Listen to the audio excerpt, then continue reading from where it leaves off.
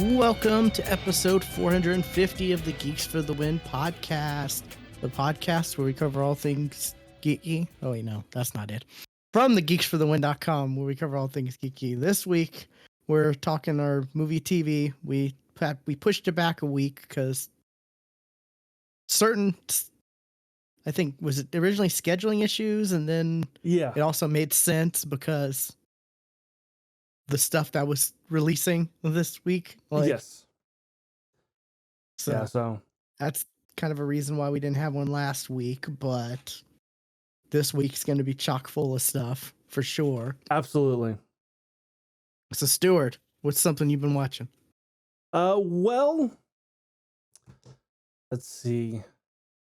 I have been watching everything I talk about today is a movie. I didn't watch a single damn TV show. They're all movies. Really? Yeah. Wow. Okay. The first one I want to talk about and just kind of get through real quick is I watched last night. I watched Death on the Nile, which is a sequel to Murder on the Orient Express, which was a movie that I really enjoyed. I don't really remember much about it, other than I remember liking it, and the detective who you bring up a cast list. If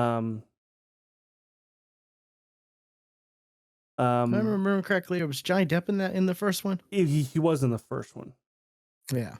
I still need to watch the first one. Like, it's been on my list. I just keep forgetting because I want to watch this one, but I want to watch the first one first. You know. Kenneth Branagh. Crap. How do you? I don't know how to say his last name. He plays the detective from the first movie, and he's one of the two that is from the first movie to come that appears in the second. And this one has Russell Brand.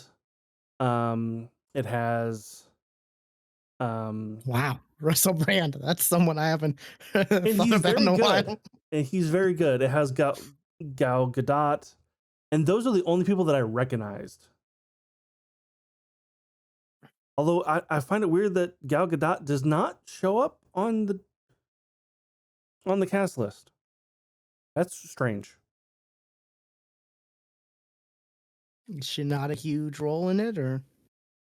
Okay, it's a murder mystery. She's the one that fucking gets murdered. Oh, which is funny because she's like in front on the poster. Yes. So. Yeah. So like, why? I don't know. IMDb is weird. Like, IMDb is weird. Oh, and also, and I'm not gonna try to pronounce the character's name because it's French. They say it with a French accent, and I never caught how it was like "perdu." That's what it sounded like, but the subtitles, that was not what it looked like at all. I got the "p" sound, but that's about it. Oh, besides Russell Brand and Gal Gadot, or Gadot, or however you say her name, I don't recognize anyone in this cast. Like, yeah, I didn't either. Which is fine. The first one has a loaded cast, though. I was just looking at that. Like, it does. This one doesn't, but you know that's not like the movie is very good. Like, it's very well acted. Sometimes that's always good. You know, sometimes a movie benefits from not having a lot of people you recognize. Sure. And like the murder, the death on the Nile does not take place until well after an hour into the movie. Okay, wow. So like, it really kind of, okay, you're watching this going, okay, you are already, I know a murder's gonna happen. I'm suspicious of you. I'm suspicious of you, and I'm suspicious of your mother. Okay, that was Which was both a joke and true. I was about to ask, like, is that just a joke or is that actually like both. okay? But it's very good. It's a very good who done it. But I wish, to me, what makes a really good who done it is the clues were already are given to the audience. So you can actually, if you're really good, figure out the murderer before it's revealed. This one, I felt like there were some leaps in logic to get to the end that turned like that's it just kind of sounds like you're grasping at straws when everybody's in this one room and he's walking through how the murderer did it, and he goes, and it was you. Like, well, that's kind of a leap, but it turns out it was true. But like, so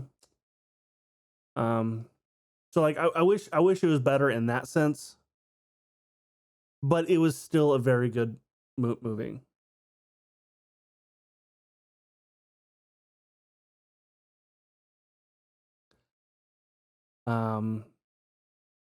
I don't know what else to say about it, but like I said, the only people I recognize were the main detective, Gal Gadot, and Russell Brand.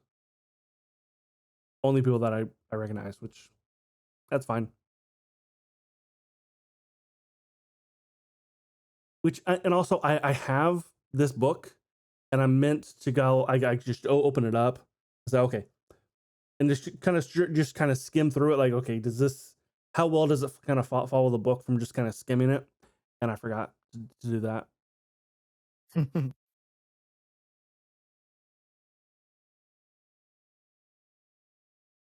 But that's one of the things I watched. What did you watch? So, you said you did not watch. You don't have a TV show to talk about. Okay, no, so I do. I take that back. I do. And it's one we talked about last time too. That finished. Moon Knight. Yes. Okay, good. Thank God. Oh man, I really want to talk about this. Yeah. Should I keep that towards the end or that's up to you. We can talk about Moon Knight. Let's talk about it now, because okay. like you said something before the show, and I was like, oh God, did Will hate this Moon Knight? I don't know. What did you not like it? I kind of don't like it. I fucking loved it. Really? And it wasn't until episode 5. It was episode 5 and 6 that really I was like, okay, I fucking love this show now. I feel like the pacing was so terrible. Like the cool stuff in episode 5 should have happened way earlier. Like, spoilers, I guess we'll just say the whole like him, him in the asylum or whatever, not questioning reality, all that should have happened. Like, him questioning reality should have happened way earlier. Getting to that point was kind of fucking slow. But that's why I'm like, episode 5 and 6, I fucking loved. I thought they were really good. I really enjoyed it, and it had you even like episode 5 had you even questioning, okay, what is reality now? Like, is he actually in this asylum? How deep is this going? See, that's where I feel like it would have worked way better if they started that from the beginning and not the end of the series. Like, like it started with it started the series of him getting shot. Well, that's me, and I bet you're wondering how I got here. well, no, they didn't have to make the whole him asylum thing. They didn't have to make that tied to the afterlife necessarily. Like I guess. that whole thing.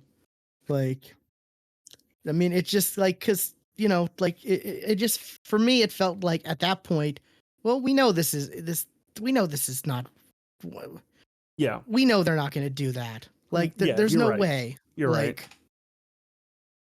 right. At this point in the show, and also like the fact that the suit is CGI, I think hurt it so much because there's barely any Moon Knight in Moon Knight. True. The fact that Khonshu gets basically taken away like at the end of episode 3 and doesn't show back up again until episode 6. Like, And like Moon Knight doesn't necessarily need to have special powers because Mark Spector he's like this trained like person, like Batman, for example, like, sure. or like Green Arrow, like he's this he did not necessarily has to have abilities or whatnot. He can still do the street level type crazy stuff, but like the costume just being CGI was just, I think, cost them a lot, and it was a real disappointment. I feel like not having a lot of Moon Knight and Moon Knight, and I'm not one of those people who are like, oh, I need to have my superhero in Moon. I'm not saying you needed every episode Moon Knight, but like we barely got any Moon Knight even in the last episode. Like, and spoilers, I was kind of pissed when the during the battle where it's like, oh, I black out and now I'm back and I beat him when I was about to get killed myself. Like, really? They really did that?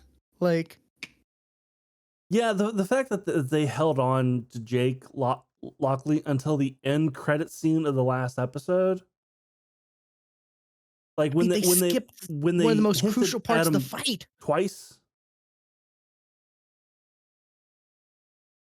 I understand, but I still fucking love the show. But like I said, it wasn't until the last 2 episodes that I really loved it.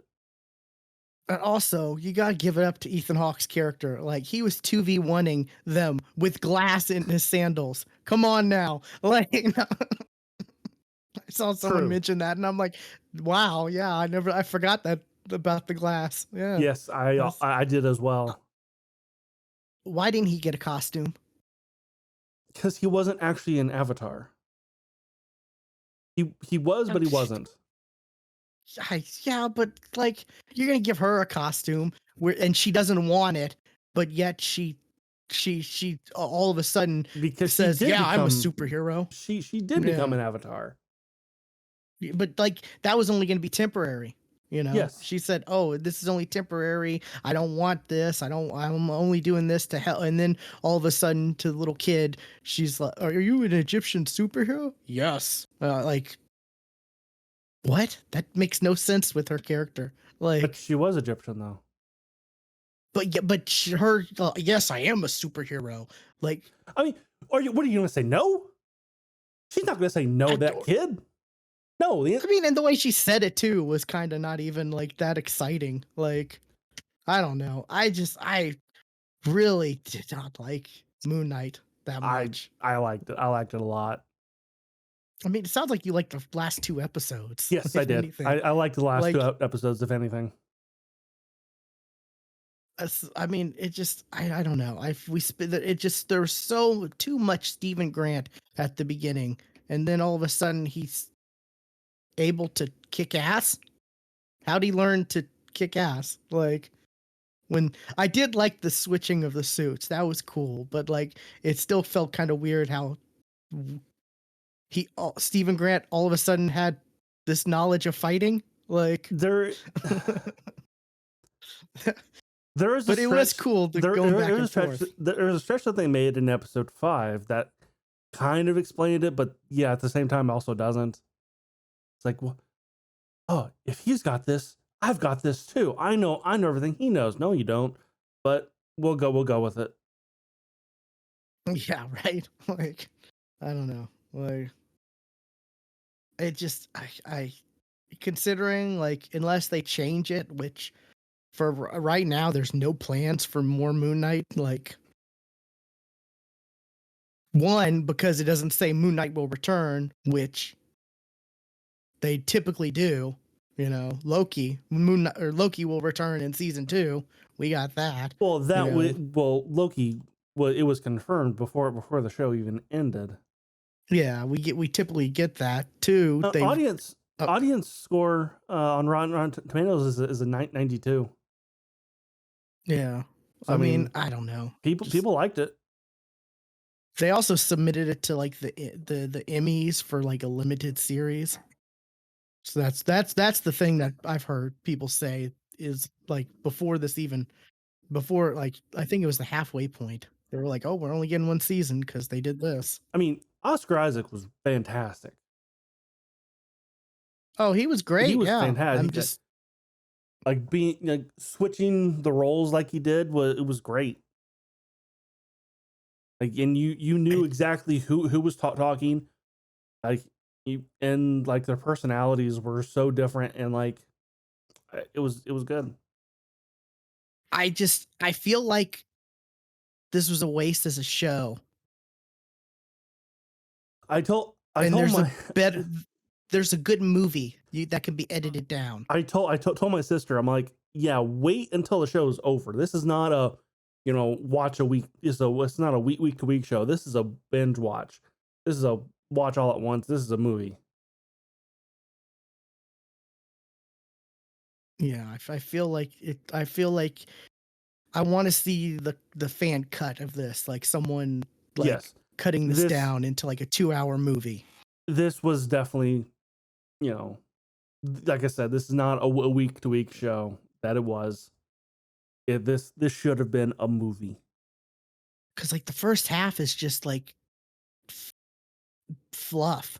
Like there's not a whole lot of anything. The first episode, I think, is like I was not liking the first episode. Second episode, I was like, eh. Third, eh. But yeah.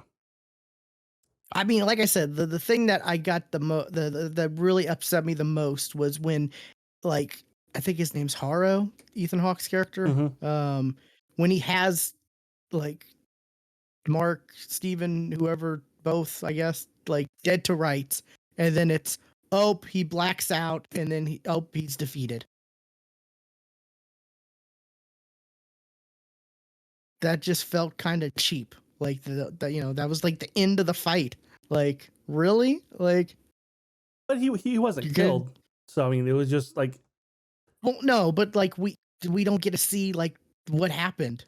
Like, no, because just like Steven and Mark, we don't know what the fuck just happened. Yeah, I mean, like to do that on the final fight, like no, they did it before. This wasn't the first time they did it. I'm not saying it was. I'm just saying, like, for them to do it, the final fight, like, and like also like Jake Lockley's the big badass of the 3. Like, that's kind of weird. He's a cab driver, like a streetwise cab driver. Yeah. So I don't know. Like, it just apparently like the Eternals, there was supposed to be like originally an Eternals like connection cameo to this and some other cameo, and I'm like, okay, I don't care about that. I'm not upset about that. Great. Apparently this is, and also but that last episode was really short. Like, it felt short. It was the shortest, it was the shortest of the season, and it was the shortest finale for a Disney Plus Marvel show. It was like 40 something minutes, I think. with like, the credits take 10 minutes just about because there's like a million people working on these projects now. Right. So you gotta like credit the hairstylist or the person who got lunch for the hairstylist and all that. Like, it's amazing how many people it takes for these things Well, nowadays. a lot But of the credits are also the overseas people too. yeah, that's true. But yeah, I don't know.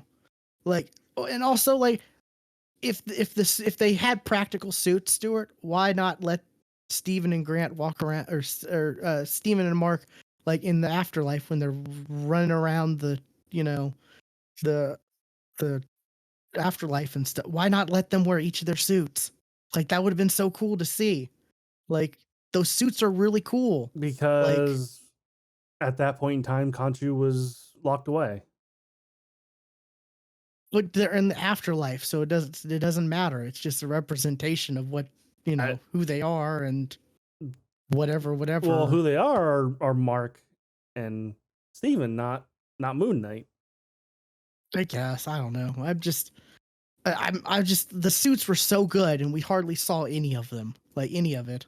Like, True. and the Mr. Knight suit was mostly a joke for most of it. Like, which I like that suit a lot. I think I that mean, suit looks good. it's my Fortnite skin when Moon Knight comes up on my rotation.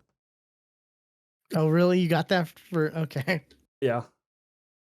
It looks so good. Yeah, and like yeah. Yeah, I don't know. I think this is my least favorite of the Disney Plus Marvel shows. No, I guess I wouldn't. I think Oh, go ahead. um Falcon and Winter Soldier. I think that one was a bit of a let down to me.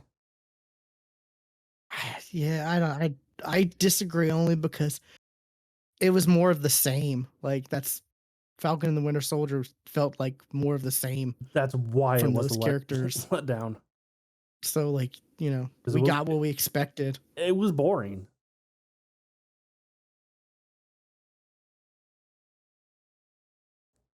I don't know.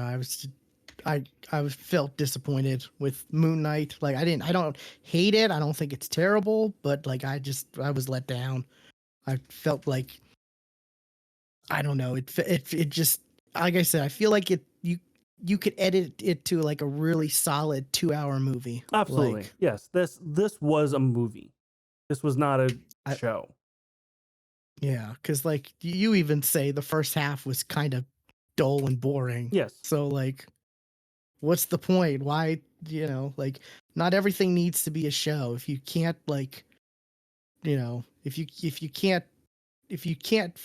fully if you can't do something right, like don't do it. Don't make it a show. Like I disagree. Like if you can't do it right, don't do it at all, then nothing gets done. well, no, I'm saying like if you can't don't just make make what a like, oh, it's a movie, but we're gonna stretch it out to 6 hour show. No, if you have a story, it's okay to make it a movie. Like this would have been great as a Disney Plus original movie, versus a show. Like I don't think Disney Plus know they can do that. yeah, right? Like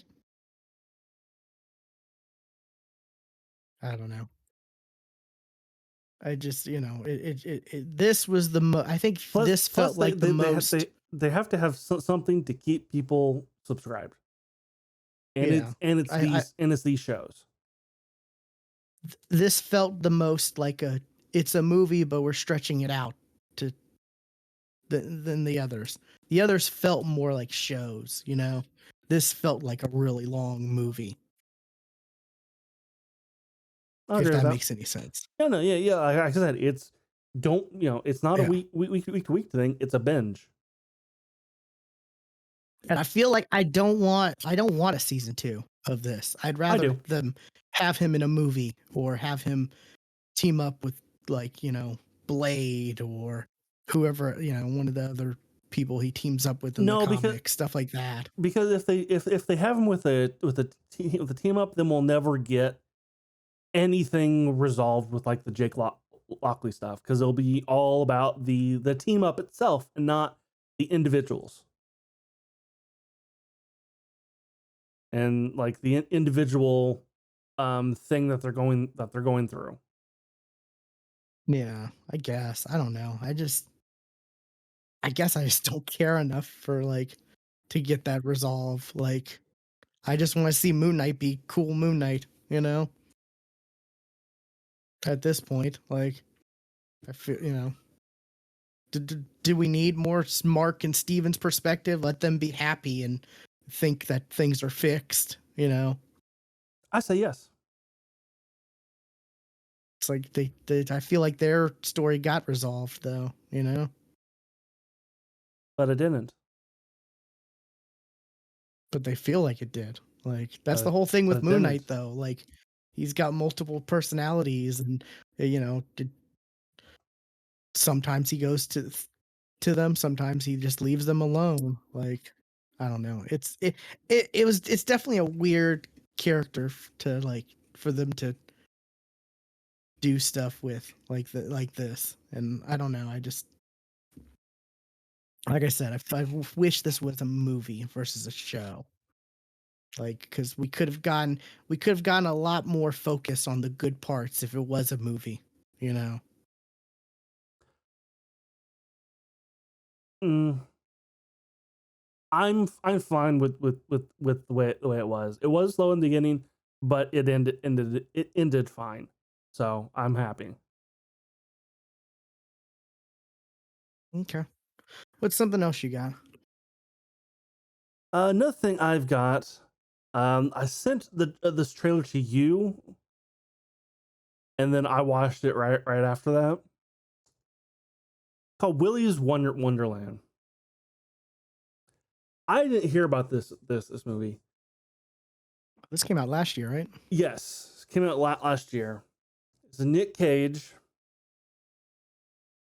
This is Five Nights at Freddy's. Yep. This is 100% Five Nights at Freddy's. And Nick Cage plays the silent protagonist. Silent because he never says a goddamn word the whole movie. Yep. I'm surprised you didn't know about this. I never heard of this. And he there's even okay, the whole premise, I'm gonna tell you the whole fucking movie. Go ahead and spoil it. It doesn't mean don't watch it. I mean I'm trying to tell you what it is so you can go and watch it. Nick Cage is driving and he gets a flat tire. Tow truck comes, picks him up, tells him it's going to be about $1,000 to fix, to get new tires and straighten the axle out. It's a reasonable cost, unfortunately. But this town apparently doesn't have internet, so it's cash only up front. Who the fuck carries $1,000? Nobody. Guy says, well, I got a place where we can work it off if you want. Nick Cage slowly nods yes. So there's this rundown Chuck E. Cheese like place that the owner, Tex, guy's name's Tex, wants to fix it back up and reopen it. Well, it's dirty. So if he spends the night cleaning it up, he'll have his car out front waiting for him in the morning, all fixed up. So what he does, he's got his case of Punch Pop, because he just loves Punch Pop, I guess. It's his power up. It's 100% his power up. Puts that in the fridge in the kitchen, and Tex, before he walks out the door, says, "Make sure to take breaks often." So he sets his watch for every so often it goes off. He drops whatever he's doing and goes and drinks a Punch Pop. And when I say whatever he's doing, I literally mean whatever he's doing. Because, like I said, this is Five Nights at Freddy's, and the animatronics come alive and try to kill him.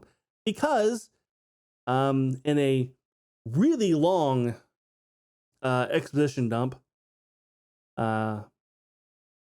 it is told that Willie's used to be run by a group of just serial killers. Okay. Willie was just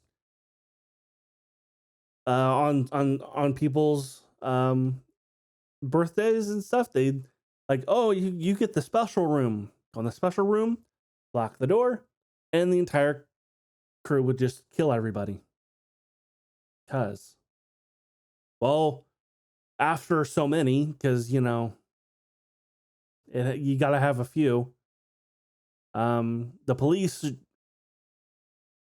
storm the place, and the staff have done a demonic suicide pact and killed themselves. Well, they now their souls went into these animatronics, and you know they now live in them. And every so often they'd get out and kill people in the town. And you know, instead of doing anything about them, the town goes, "Okay, you don't bother us, and we will feed you." So people that come through the town, they pop their tires, said, "Hey, you can work it off if you clean here as a sacrifice to the town."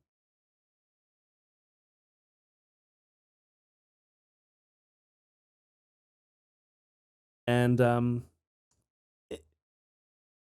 back to present day, you know, Nick Cage, you know, one of the animatronics, he's sitting there mopping the floor. When the animatronics walks up to him, Nick Cage breaks the mop open and just starts beating the fuck out of this animatronic. And in Mortal Kombat style, rips its spine out. Okay. Puts it all in a neat little one garbage bag that an animatronic about that, you know, but it was about 8 feet tall, about this wide, now fits in a trash bag about this size. Somehow, I don't know. And can be lifted just easily, just one hand. Oop, like it's paper. What's the punch? It's the Punch Pop. Yeah, you're right.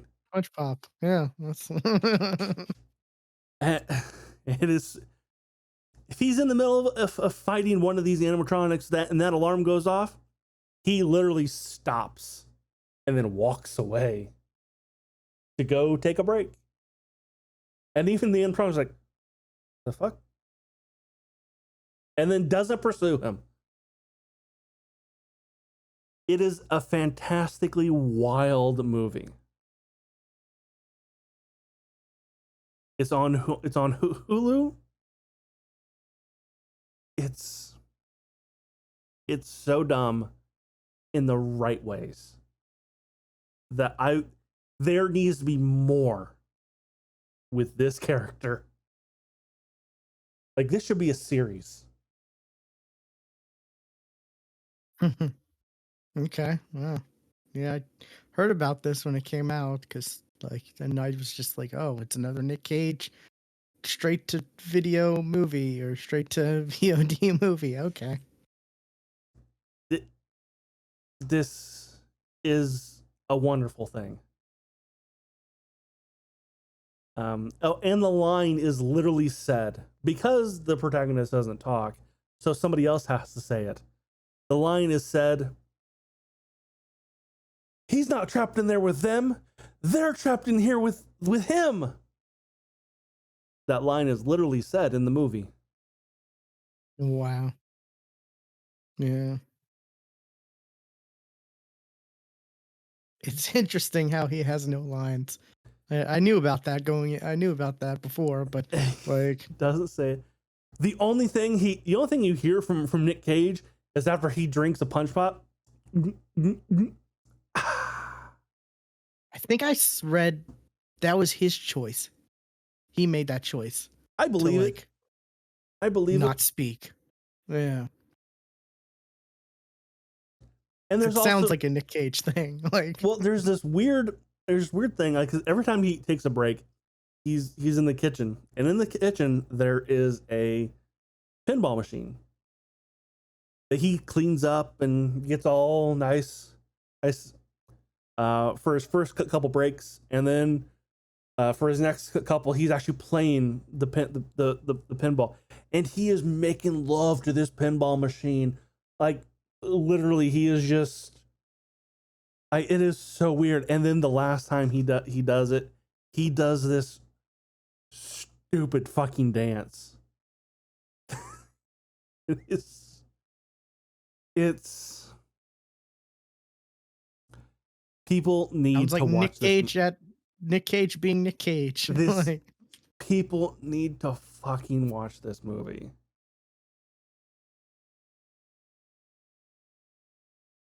I didn't know it was on Hulu though. That's interesting.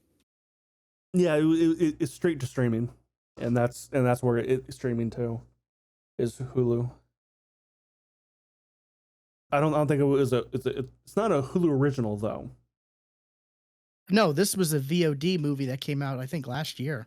Yeah, on VOD.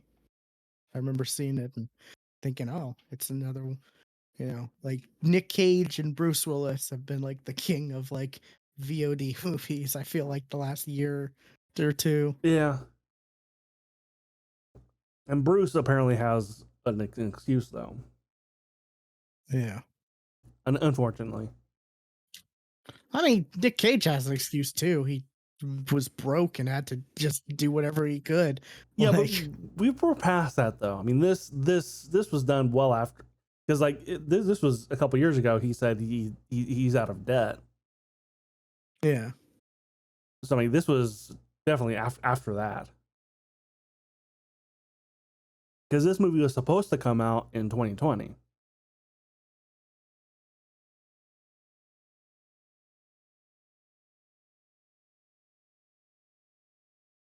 What about you? What have you been watching? I will talk about anime called In the Land of Lindell. Lindell. Yeah. Liddell. Yeah. I'm guessing you've seen this one? Yes, I talked about it when it aired. Oh, did you? Okay. Yes. Yeah.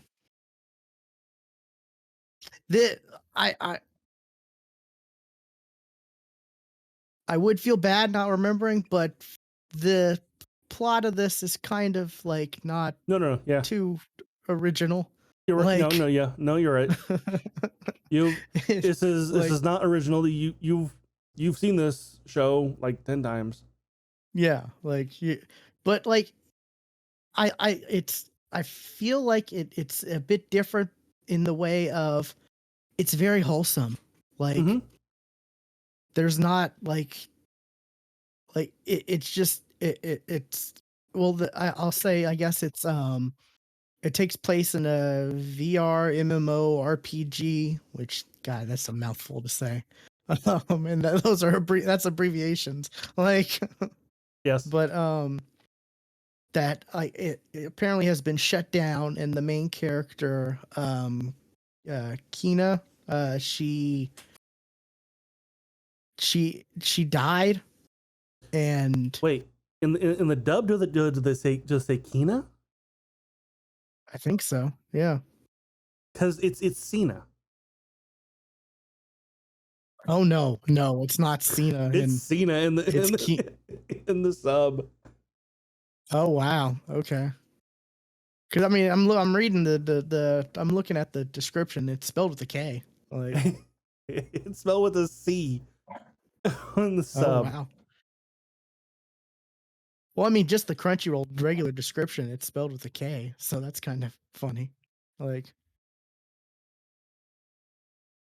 but no, yeah, it's Kina. She dies, and then she wakes up in the MMO RPG, whatever, and it's like 200 years later from, I guess, the last time she's been in it. Mm-hmm. Um, and she's just like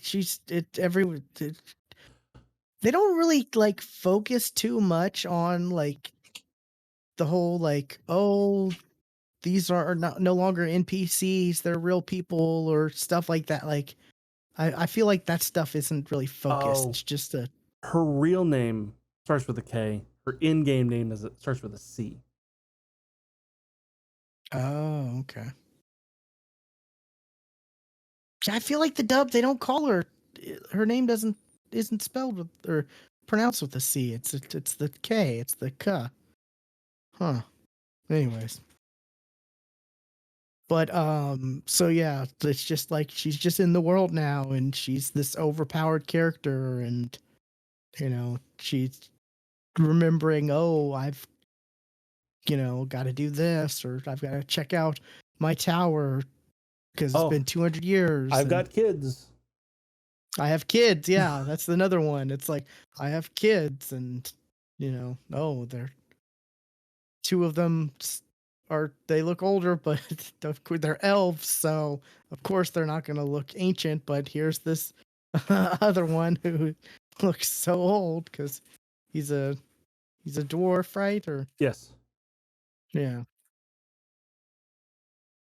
and it's I don't know. It like I said, it's very wholesome. Like, that's the and it was a real nice, like, there is some issues where she like battles, or some conflicts where she has to battle and fight, but she's overpowered, so nothing really Oh yeah. is in jeopardy. It's just kind of like a, it feels like a, like, if Sword Art meets, like, if Sword Art was a slice of life, Kinda. which I enjoyed. Like I said, the premise wasn't anything like, it's stuff we've seen before, and like, Did they you don't mention really that get. she died in the hospital? I did, Okay. yeah. I didn't catch And they it. don't they at the beginning they briefly touch on it. I mean, it's in the description of it, of the anime, but like, they don't really, she doesn't really get too deep into it until the No. end. Like, Even then, she's like, okay, it happened. It's a thing that happened to me. well, I mean, in the end, she explains like, oh yeah, I was in hospital beds, or I was in the hospital most of my life, so I never got to go out, and VR was the only thing, this game was the only thing that got me to what, and she does go into it at the end. Like, I just watched the end today, so it's fresh in my mind. But yeah, it's just like a, wholesome slice of life, nothing, not real violent. There's no real like pervy moments in it at all, No. really. So you don't have to worry about that. Did Um, Did you feel like she adopted that little girl too damn quick?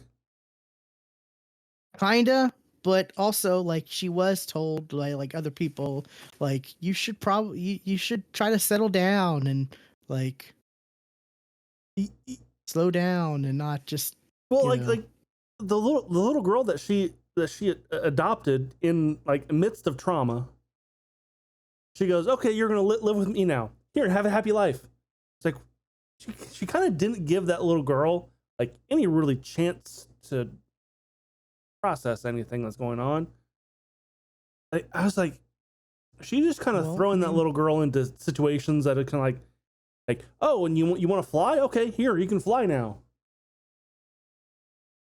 yeah, I get where you're coming from. I guess the end, the last few episodes felt a bit rushed in that regards.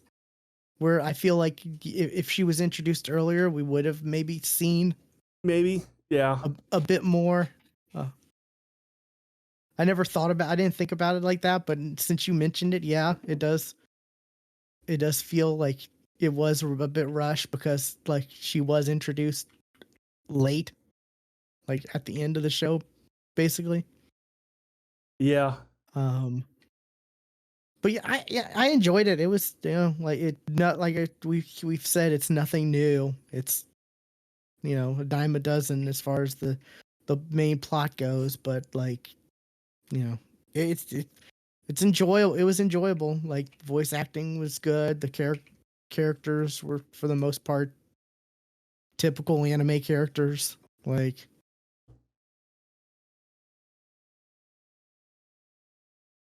Okay, yeah. This was a light novel. Like it's like there was so much like here's a fairy we're not going to explain.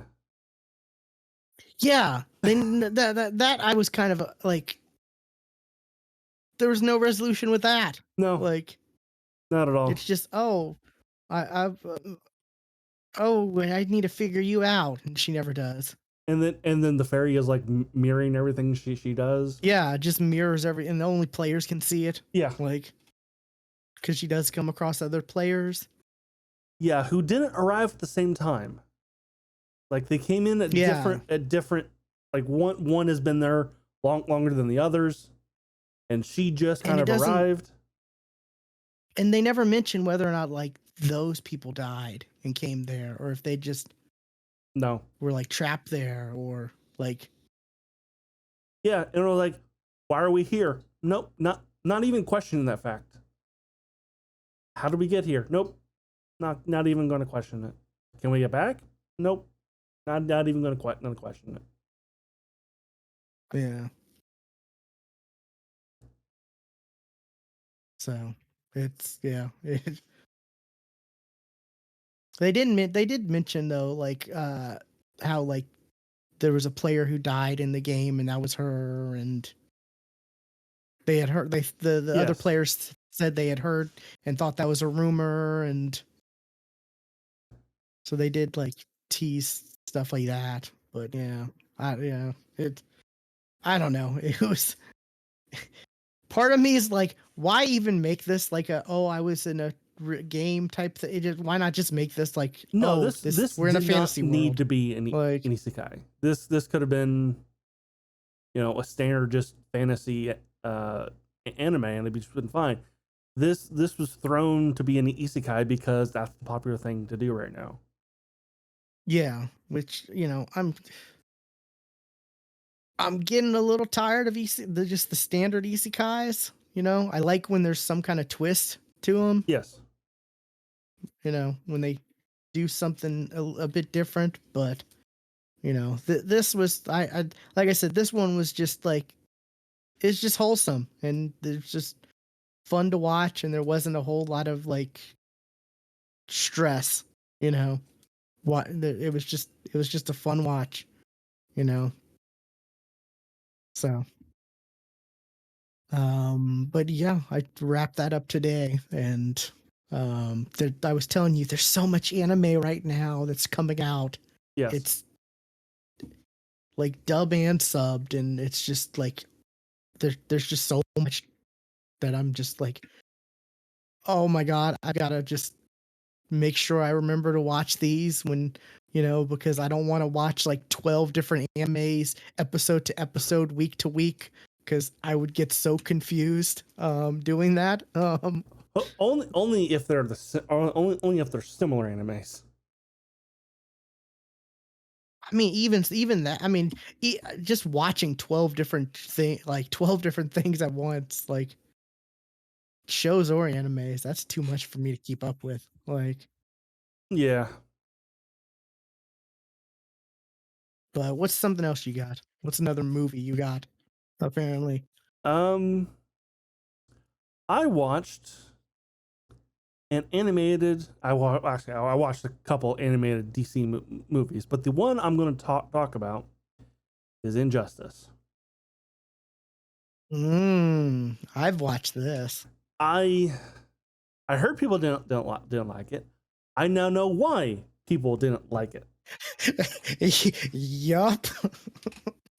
Started out just fine. You know, if it followed the Injustice story, until it didn't. And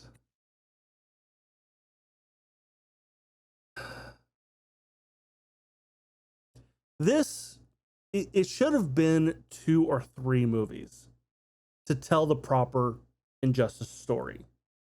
I mean, it should have been each year as a movie. I feel like even year 1, I think that could, maybe, no, I think year 1 could have, you know, that should have been like at least two movies, at least, because there was a lot to tell. There's a lot to tell there. Yeah, especially when you make like Long Halloween 2 parts. Right. Like, what? Which, like, Injustice is a way bigger event than Long Halloween. Long Halloween also should have been in two movies, but like Injustice should have been like 2 or 3. Like year 1 should have been like 2 or 3.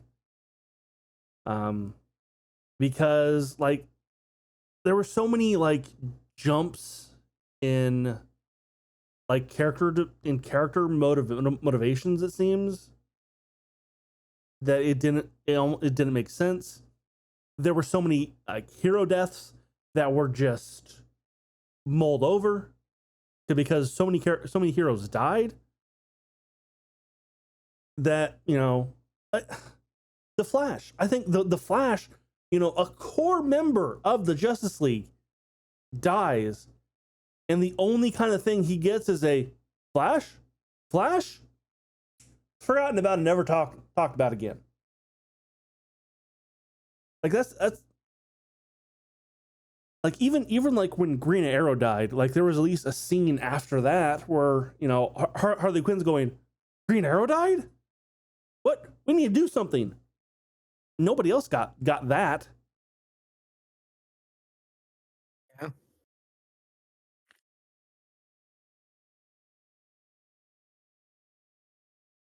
But he's just like,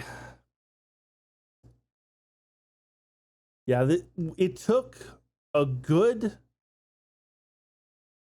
like story, a really good story, and just went, we're going to shorten it. And how can we shorten it?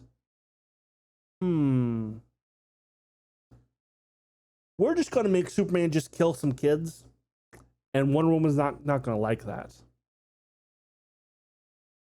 And then that part felt really weird. Yeah, like she was all on board for everything until like one thing, and then it's like, oh, I mean, honestly, no. Yeah.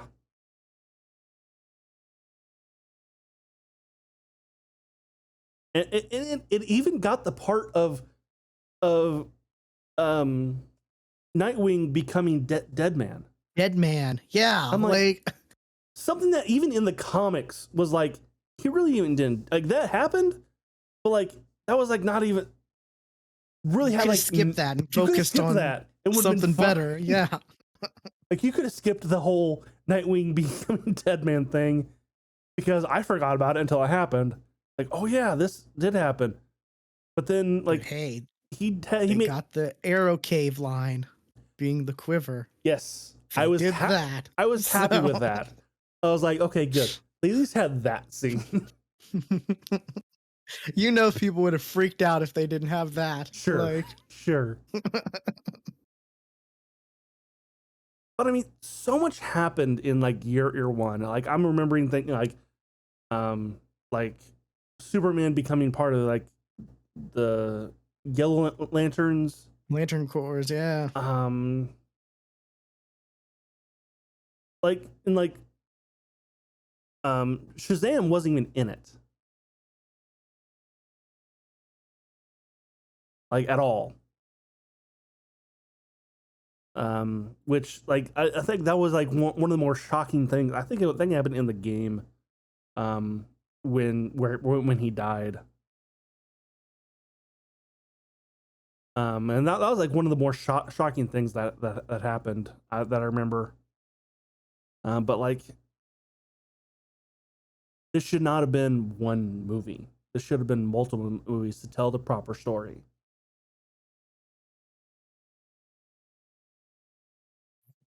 Oh, on IMDb, this is technically fresh because it's 60, but an audience score of 38.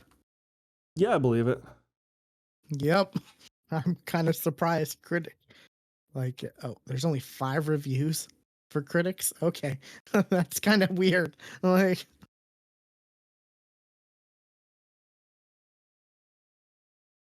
yeah. Like, considering this was such a huge, like, event, you know, comics, video game, everything, like, such an iconic, like, you know, it's the first real, like, major time Superman turned, like, evil, kind of, Right, and that he snaps. okay, and like, okay, even in this image that I have here, you know, it shows Superman going to punch Batman. They didn't even have a fight. There was no Batman versus Superman fight. That never happened. They had a little tiff in the Batcave.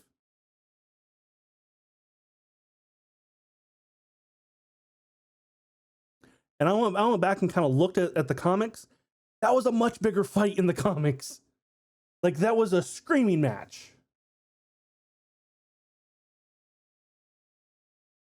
And they just had some terse words. Yeah, it definitely was a waste. Like,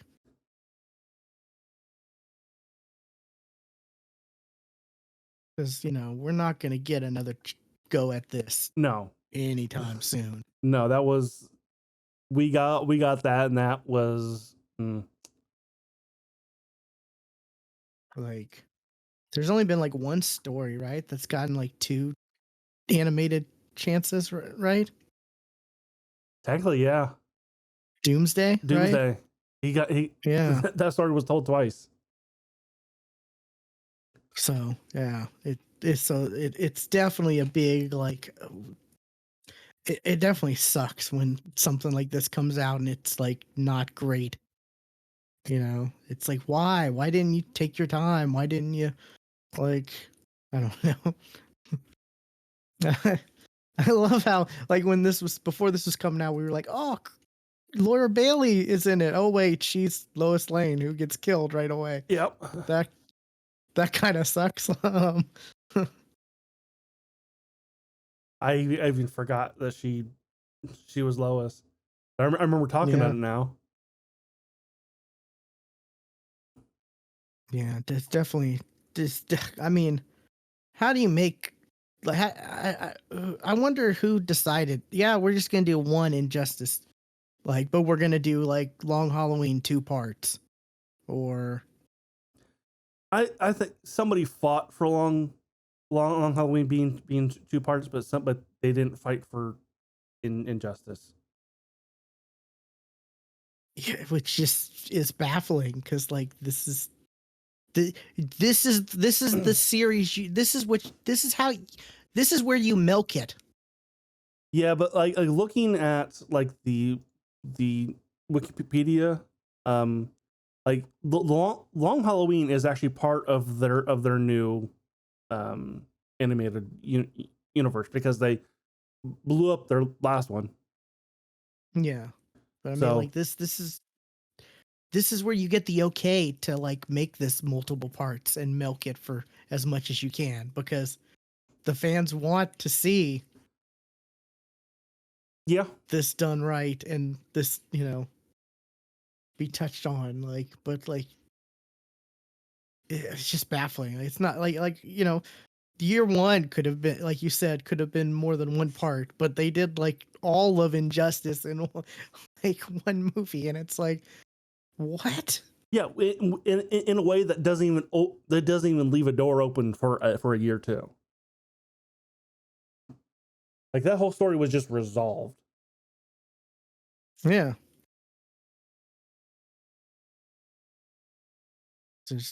Yeah, it's just disappointing.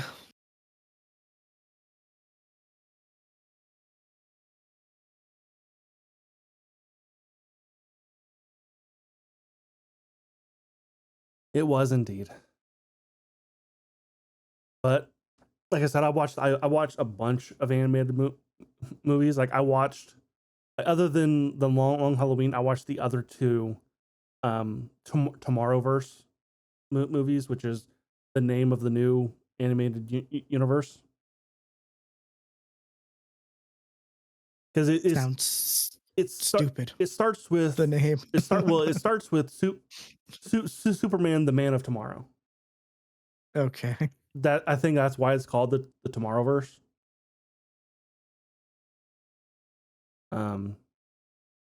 Which it's okay. It's like Superman year one. But like if like Superman year one also meets Lobo and Martian Manhunter. I'm like, well, you got the Last Sons right here. You could also tell that story of the Last Sons. No, we're gonna get a Parasite story. Okay.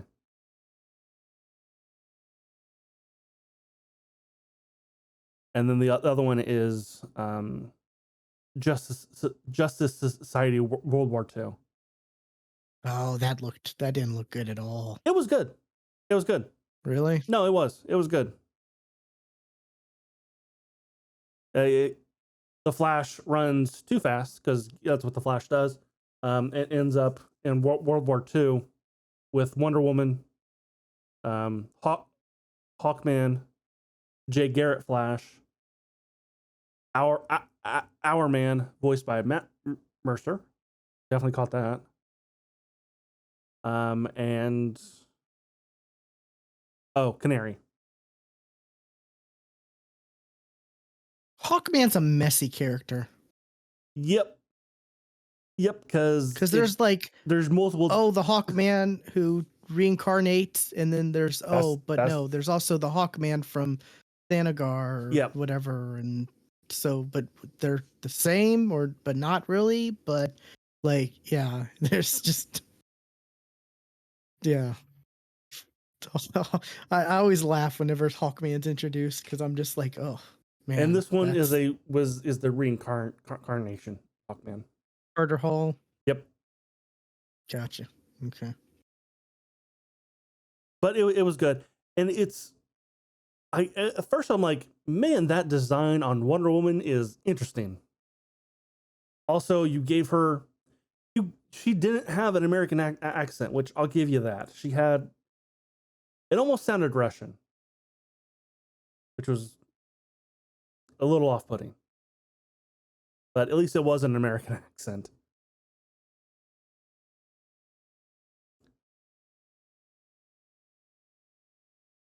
But it was good. I enjoyed it.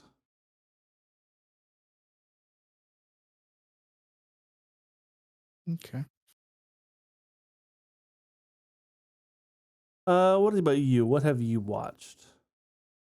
Another anime. Yeah, I don't remember if you've talked about this or not. I want to say you have.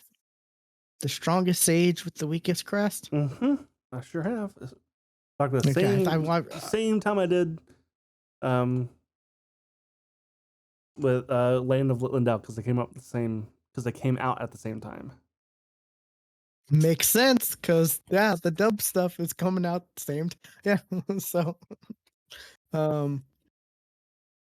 this one's it's another one where it's like, oh, it's not that original, like plot wise. Now that is not to be confused with an anime that's airing right now. The Greatest Demon Lord is reborn as a typical nobody.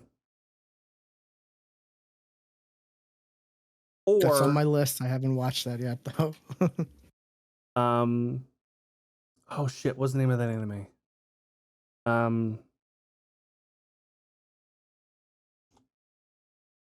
Give me a second.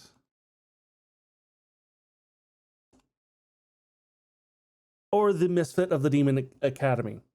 Not to be confused, even though it's the same goddamn story in all three of these.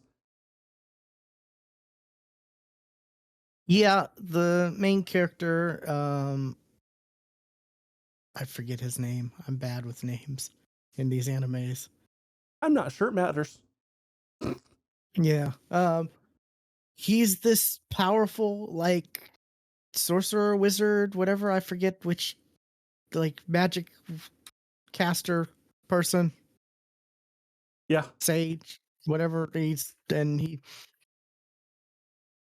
So he has the weakest crest, but he's super powerful, and then he reincarnates in order to. Which, having a weak crest, that's not really explained. What that means. Yeah. I imagine it just like limits it limits his potential, or it limits what he can do. Even though he's super powerful, he could be even more powerful if he had like.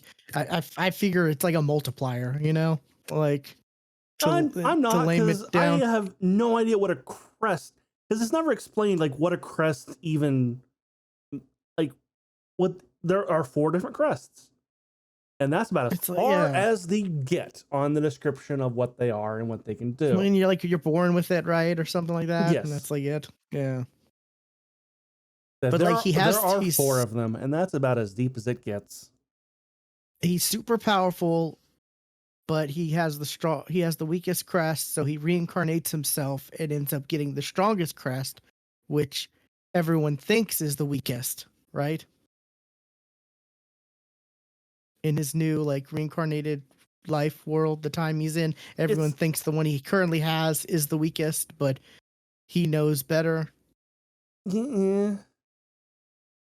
I think he even says like I think it's brought up that like, no, this is actually the strongest, but people don't know or something. It's kind of confusing, but like it's just another like, oh, he's super powerful and he remembers, he's reincarnated, but he reincarnated himself on purpose.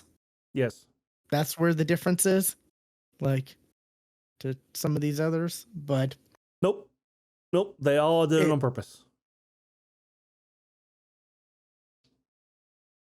Well, I'm not saying like the other 2 you talked about. No. I'm saying like, I say, yeah, the other 2 I talked about, yeah, they did it on purpose too.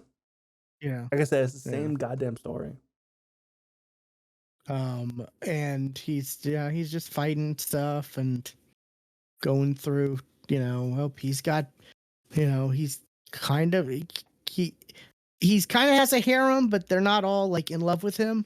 No, only so one it's is. not really a harem. Yeah, but it's still like it's like a platonic harem. Like he's still followed around by a bunch of girls. Yeah.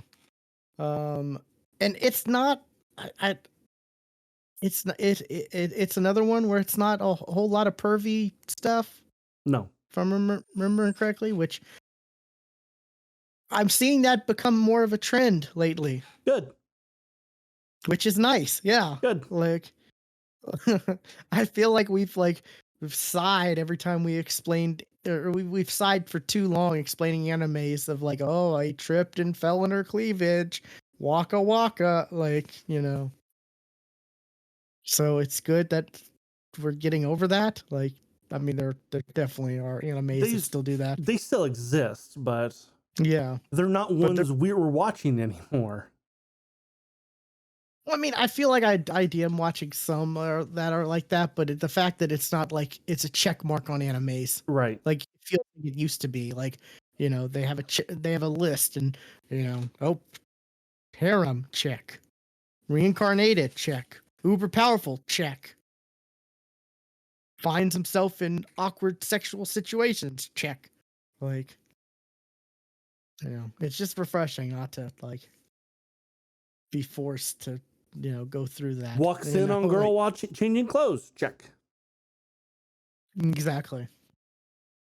Yeah, it's just another, just it's just another anime. It's more of the same stuff we've seen before. This doesn't really have a whole lot of like, I guess the only thing I could say that's slightly different is like he's teaching these other people and training them to be more powerful instead of just like being the powerful character and Mm-hmm. everyone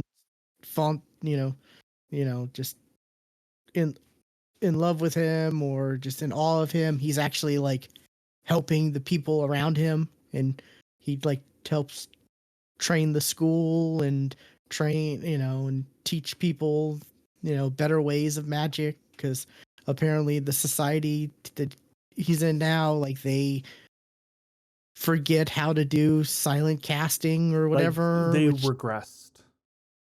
yeah, they regressed, and he's like, so that's kind of cool. I enjoy that part of it, but like, yeah, it's just something else to watch while I'm like eating dinner or something like that. Like, it's an enjoyable anime. It's nothing groundbreaking though. No, and Like, and like I said, like literally the exact same story is the greatest demon lord is reborn as a typical nobody. It's the same yeah, damn story. and yeah, like I feel like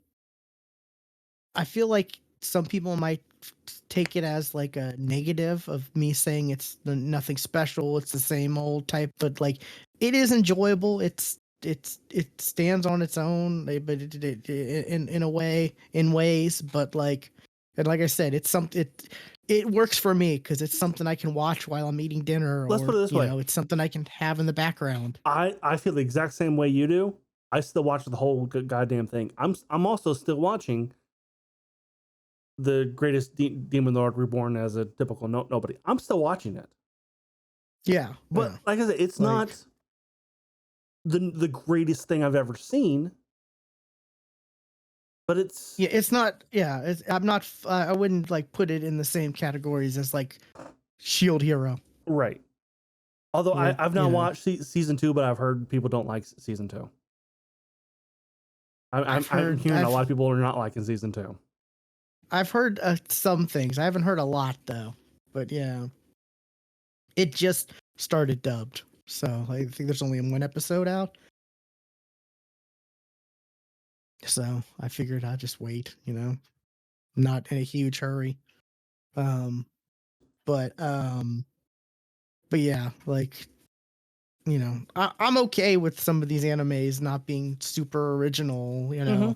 but like I said, there are some stuff, like, I do like the fact that he like is teaching and helping and reshaping the world, and he helps out, and they go on these they make an effort to go on like quests to retrieve stuff so he can help make a barrier to protect the city and stuff like that. And like, there actually are like points, or stuff that purpose like to him doing things, instead of just like, oh, he's a super uber powerful character just making his way through the world. I haven't watched the last episode. It just came out, I think, dubbed today or yesterday. Today, yeah. So I haven't watched the last one, but I've watched all of them up to that. So it's enjoyable. It's I like to just have stuff on, just because I live alone and I don't like silence. Oh, So yeah. this is great. Like I said, when I'm eating dinner, or while I'm even cooking dinner, I'll have this on, like my tablet or whatever, or I'll have something on, and whether it's this or a YouTube video or whatever, I feel like I always have something on in the background. What's another thing you got? Let's see. Another thing I've got is a movie that came out on HBO. We were both waiting for it to come to HBO after it came out in theaters. I think you might have seen it too. Yep, The Batman.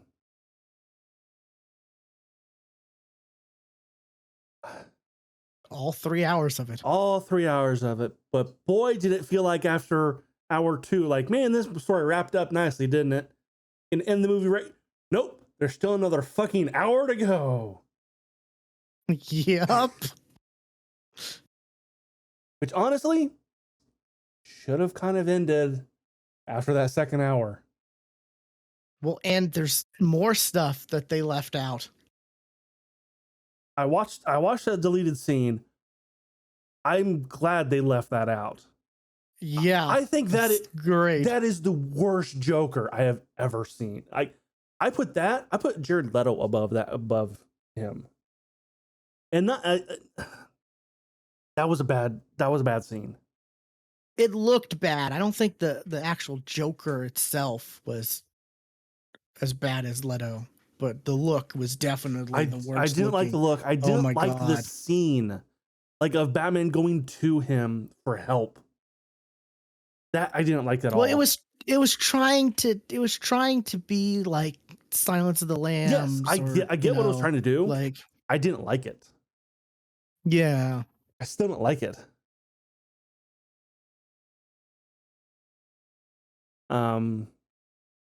But I did like the fact that the Joker was already a thing, though. Like, yeah, I am too. In the world. Yeah. That was good. Like, you know, we don't have to go through in a whole another origin or whatever. You know, I do like that this was like year. They this was never let you forget. This is year 2. This is year You've 2. been doing this for 2 years. Yeah. This is your second year. With 2 years, like they never let you forget that. I feel like. Yeah, they don't let you forget that or that Batman is broody. Because he is brooding the entire fucking movie. And wearing grease paint on his eyes the entire fucking movie. People kind of have issue with that, but like he always wears like paint under the mat, like it looked dumb. Yeah, I mean, yes, he does when I was talking about when he's not wearing the costume. Oh, it looked dumb. Yeah. And the fact that he went into Twilight brood mode, like, I was expecting to like this more than I did. Really? Okay, I really enjoyed this quite a bit, regardless of issues I had. I have a lot of issues with it. The story I kind of liked, but I feel like they could have done better. Like, weirdly enough, I put this right below The Dark Knight. I feel like this is my second favorite Batman movie. Absolutely not. I put Michael Keaton Batman above this. I've never been a huge fan. Like, I don't hate it or anything, but I've just never like had the love for 89 like other people do. But I get it.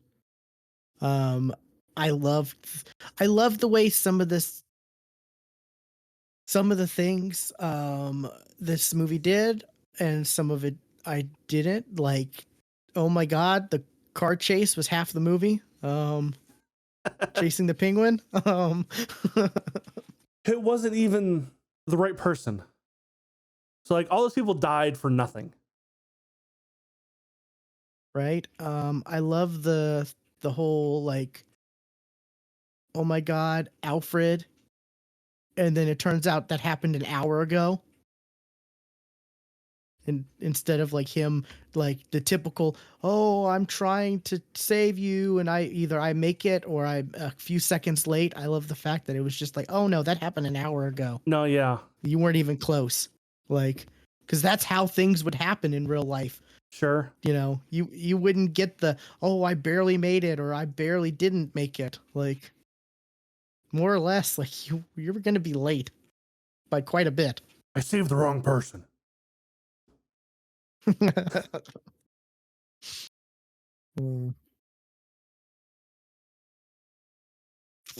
But like that definitely looked like Venom. Like it didn't look like regular adrenaline because it was No, green and I glowy. was thinking, I was like, Like, did he is Bane already in this universe? Because that's what I thought too. I'm like, he just pumped himself full of Bane juice. yeah. I don't know. I mean, it could just be like, oh, this is experimental, like whatever that's being developed currently, you know, in Wayne Tech or whatever, and it gets leaked, and like Bane may use it in the future if they use Bane in this Wayne Tech, world, but I'm like, pretty sure he made all his gadgets himself, because that car was a piece of shit.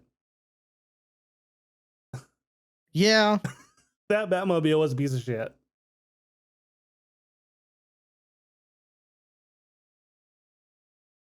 some people really like it though. Like, I understand they like it. I don't. I don't like it at all. yeah, I'm not a car guy, so I get like maybe car people like it, No, they don't. but oh, really? Okay. I just, Coming as somewhat of a car guy, no. what was, oh, I'm drawing a blank on names. Um, I thought the Penguin was awesome.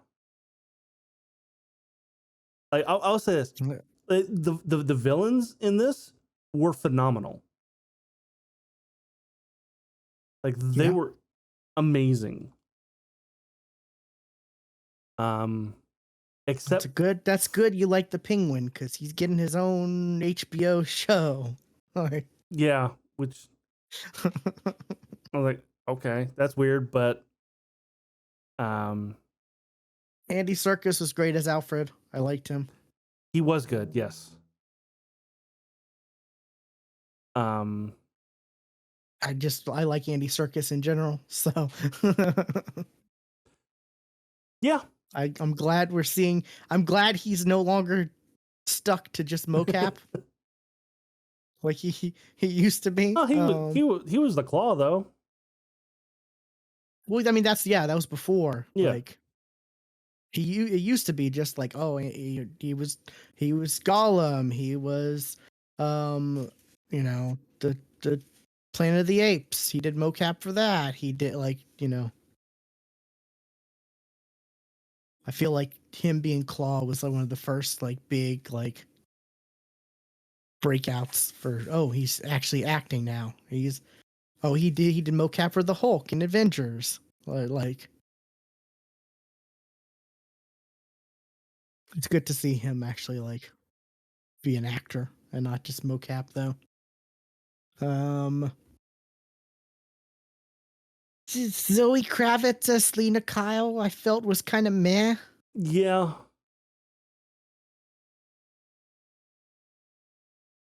yeah. But like, Like, I did like they gave her more of a reason to be in the story yeah, than just being there. Like a lot of other like Catwoman like involved stories, like she's just usually just there, but she actually had a reason to be there.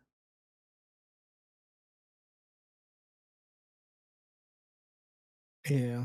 I just like I said, I just felt like her performance was like meh. It wasn't anything special. It wasn't horrible by any means, but you know, the two I guess have okay chemistry. It wasn't anything like, oh my god, I've got to see her in the next one Yeah, kind of thing. I don't know. I mean, they definitely did the whole Fast and the Furious going, driving off in different directions kind of a thing. So Yeah, like the whole like, oh, bye. Oh, you're walking this way too? Oh, yeah. that's Oh, you're one that's of the.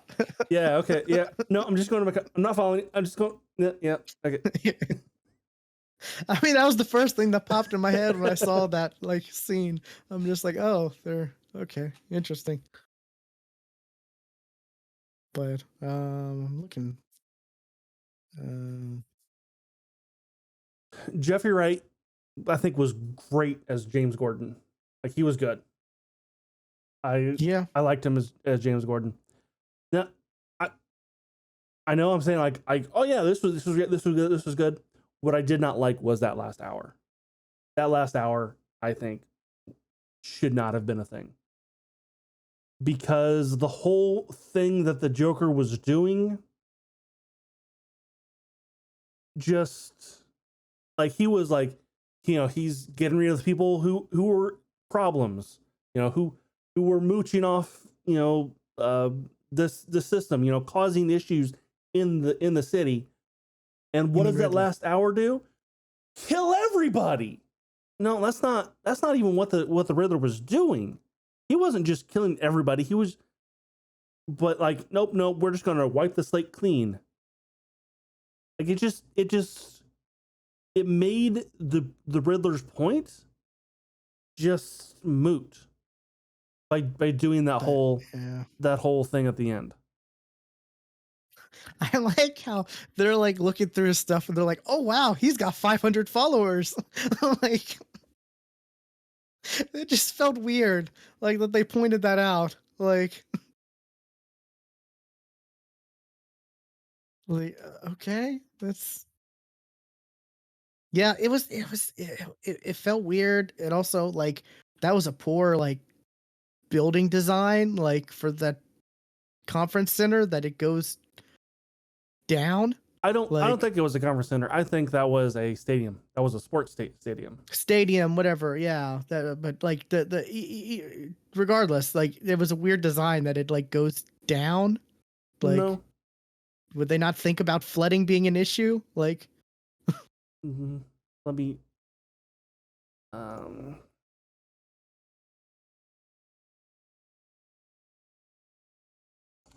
me show you something. I'll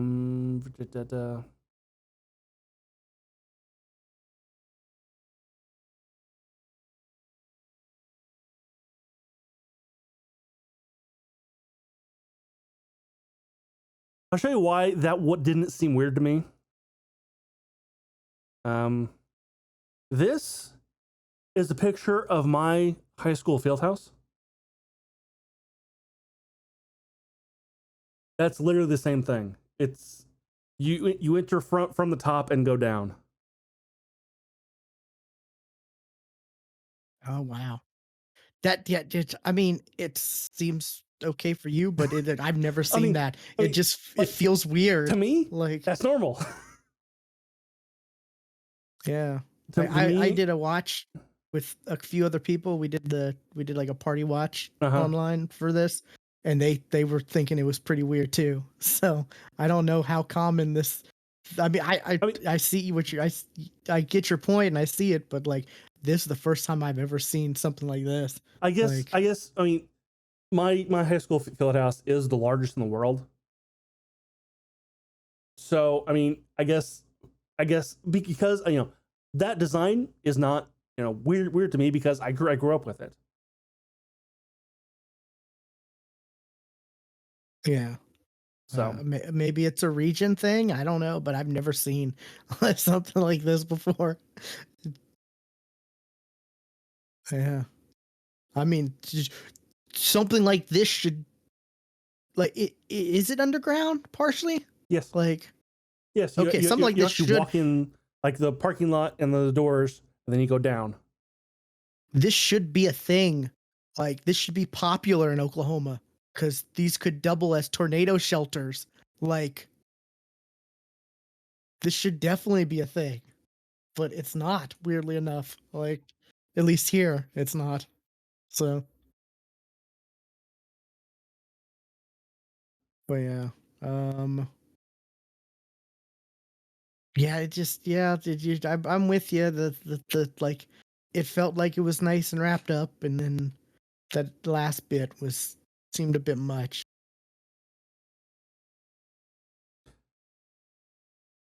Yeah, but overall, I enjoyed it. Like I going back to like the car chase stuff, like some of the camera angles were kind of felt like oh, is this a video game cutscene? Like there were some weird angles where like of the car, like like you saw the car from its side or like from below. Like I don't know. It just there was some weird camera angles during that part that I'm just like, oh, okay. Oh, you're going I you're making will this a say huge this. thing. Like I will say this. The whole thing of like the Riddler, you know, doing a riddle that, you know, about the stool pigeon kind of a thing that led them to the Penguin. The fact that it was like, oh, the fact that it was like the Riddler was like, oh, that answer never even occurred to me. That wasn't what I was going for. I kind of liked, as somebody who was designed puzzles. I'm like, oh, yep. My players just found an answer to a riddle that I didn't think could have been an answer, but it fits, but it's not what I was thinking. yeah. Also the whole like, oh, L in law, don't you know Spanish? Blah, that was weird. That was a weird scene. That was just, like yes. that felt very weird and odd. Like, But I mean, it was brought up when they first found the clue, but it was immediately ignored. yeah. So I'm like, okay, yeah, I mean, like D&D party, yeah, you give them a clue, they notice something, and then immediately forget that part of the clue. I believe it.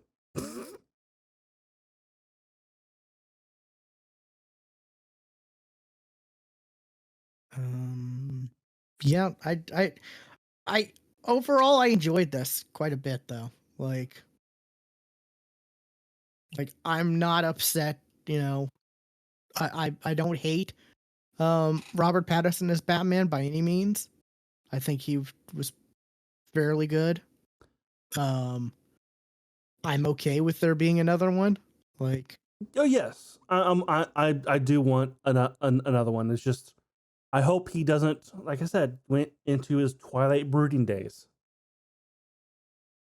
I mean, but they kind of like touched on that. We're like, That doesn't mean you I know, gotta like it though.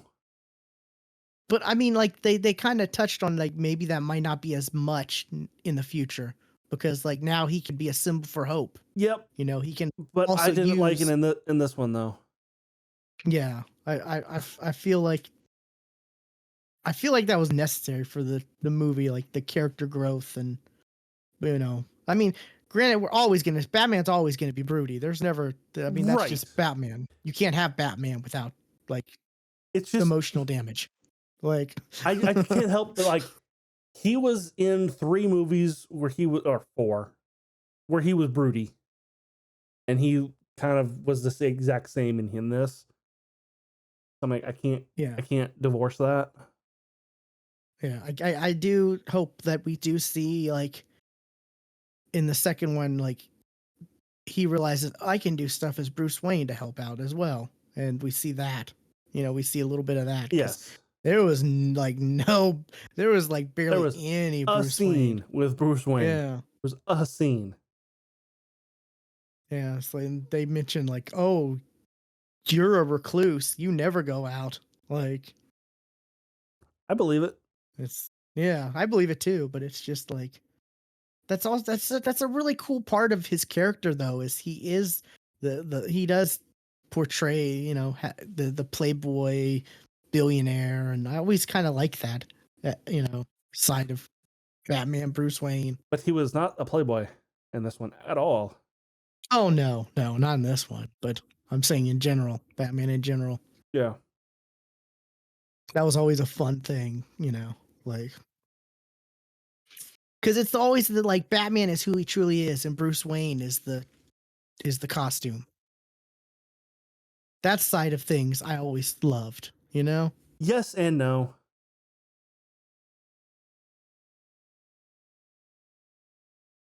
Um, I don't know. I recently watched a clip from, I think it was Kill Bill, where he talks about how, you know, every superhero, you know, Batman, Spider-Man, they all wake up and then put on a suit to become their alter ego.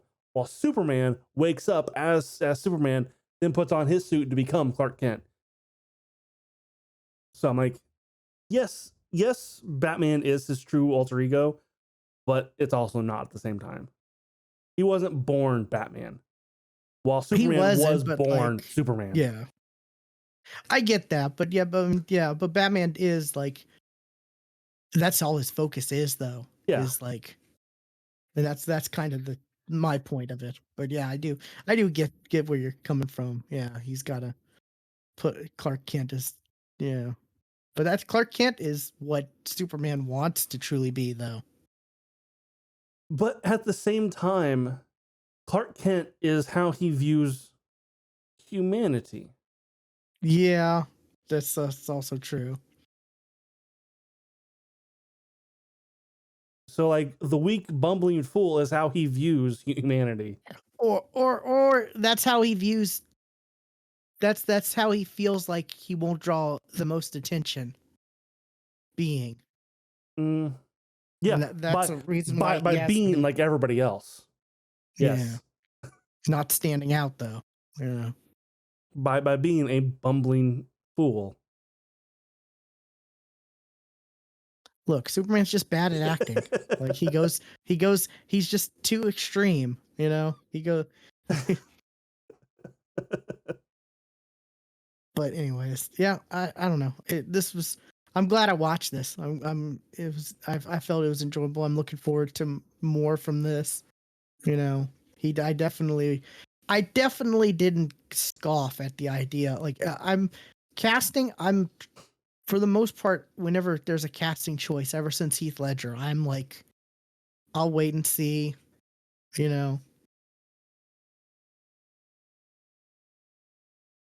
I won't make a huge judgment unless the movie itself looks garbage, like Morbius. That movie itself looked bad, and you know, so. But like, for casting wise, I'm always kind of like just I'll wait and see, you know. Like, I'll give him a chance. I'm not gonna, because I was real critical with the whole Heath Ledger Joker thing before that came out. I was one of those people. I only knew Heath Ledger from A Knight's Tale. Before that, Well, I knew that and 10 Things I Hate About You. Those were the two things I knew about him.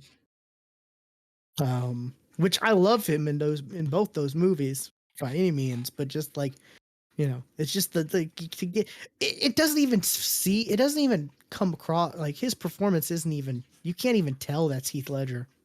That's how crazy good it is. Yeah, you're right. So that was the first time I really I really realized how great of acting can be. Like, just like in this movie, Colin Farrell is nowhere to be seen in this movie. Let's put that. Oh yeah, he is nowhere to be seen in this movie. That's a mix between like makeup, prosthetics, and acting, though. Too even like, hearing, I'm like, I don't even hear Colin Farrell. Yeah. I'm surprised I'm surprised he would put up with having to do all this for a TV show, you know? Like, that seems like a lot of work to go through. But yeah, but like with like makeup processes though, like the more you do it, the faster it gets though. True, but still, there's some stuff that takes forever to do still. But I think is he getting his own show too? I don't know. I thought I heard that there was going to be like a Gotham show with him in it or something.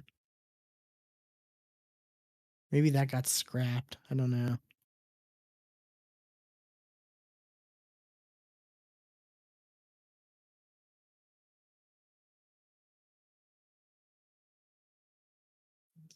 Oh yeah, the Batman HBO spinoff about Gotham PD put on hold. This was back in March. Okay. So I guess there was going to be a show that I think had him in it, but oh well. Yeah, good. Batman, great. I recommend people watch it if you can. If you could you may have to watch it in parts. Yeah. 3 hours, man. And that last hour, unnecessary. And in fact, ruins part of the movie. Yeah.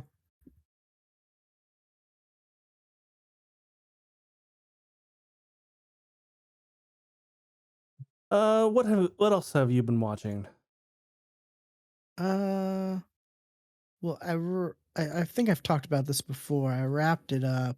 How a Realist Hero Rebuilt the Kingdom. That was good. And then I watched something else that's very kind of similar. Us talking about things very similar to each other. The Genius Prince's Guide to Raising a Nation out of Debt.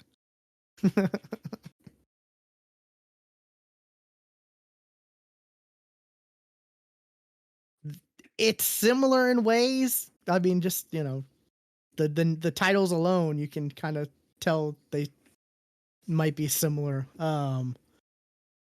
It's not an isekai. It's an actual the story of a prince who's living in this world or whatever, and his father ends up being sick, and he has to take charge and control the kingdom, and has to do what he can because to raise his nation out of debt because they're not doing great and whatever. And his main goal is to raise the value of the kingdom and sell it, because apparently you can just sell a kingdom in this world. Sure. And then he'd retire and be rich and spend his money. And he just but like, as goofy as as the character sounds for wanting that, and as goofy as he is sometimes, he's still really, he's still a genius. He's still really smart, and a lot of his, plans and stuff are just like, the reveal of like, oh, he's been planning this, and he did this, and that resulted in doing this, and that, like, it's a really well done anime. Like, it sounds, there are goofy points to it, and it sounds a lot goofier than it is, but there are a lot of like big reveals of like, oh, this has been a plan he had for quite a while, and it's all, the pieces are all falling together or falling into place. There's like, there's, I guess there's some kind of like love romance type stuff in this, but it's not a big focal point by any means. So that's, that's something there. It's another one of those that it's like, I really thought this was enjoyable. I thought it was, I enjoyed it.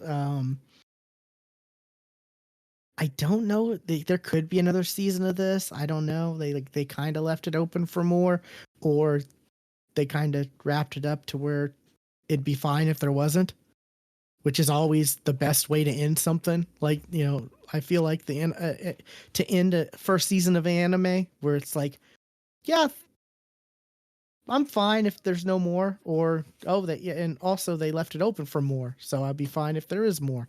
If you want more, read source material. Yeah, true.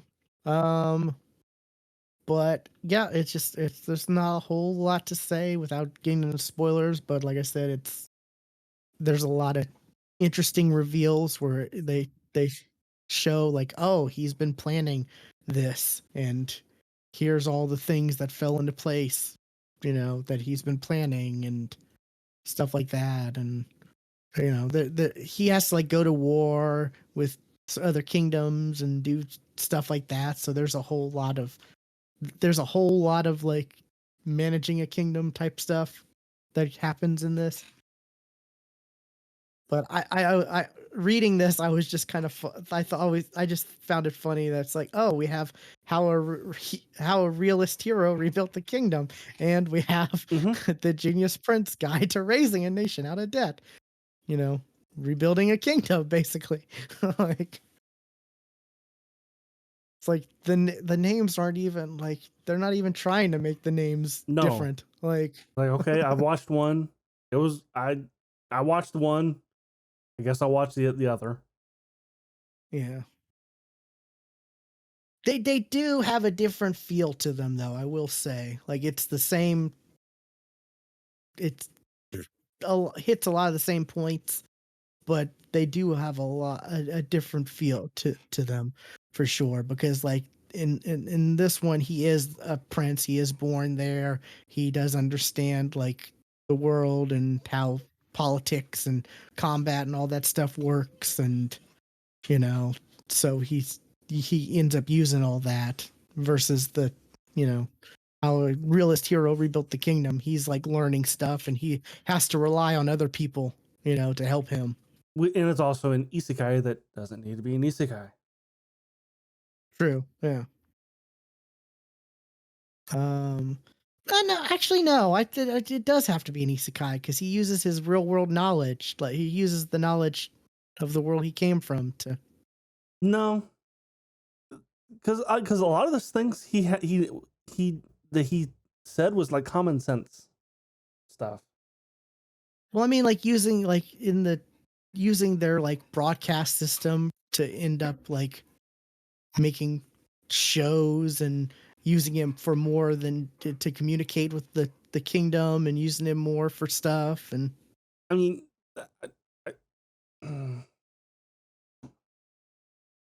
I don't know, like they don't touch on the isekai. I'm okay with like isekais not touching on the isekai thing as much as they have been.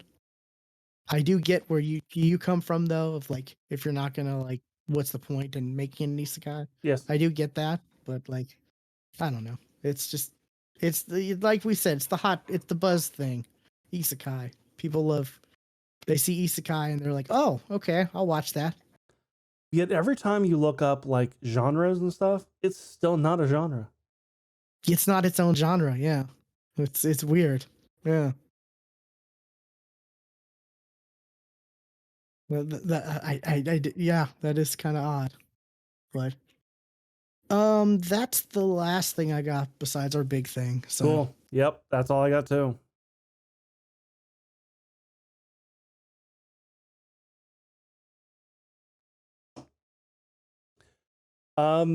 Our next thing, we are going to talk spoilers for Doctor Strange. So, if you've not seen Doctor Strange yet, that's been out for 2 days now. So this must be day 3. You know, you are warned. yep. We saved it for the end just because of this. So Yes. so yeah. What did you think of it? I enjoyed it a bit. I enjoyed it. I'm wanting to see it again, for sure. Um, I do have some issues here and there, but for the most part, I rather enjoyed it. Like, I thought it was good. When they said, "No, Doctor Strange Multiverse of Madness, we're going for a horror story," they sure fucking did.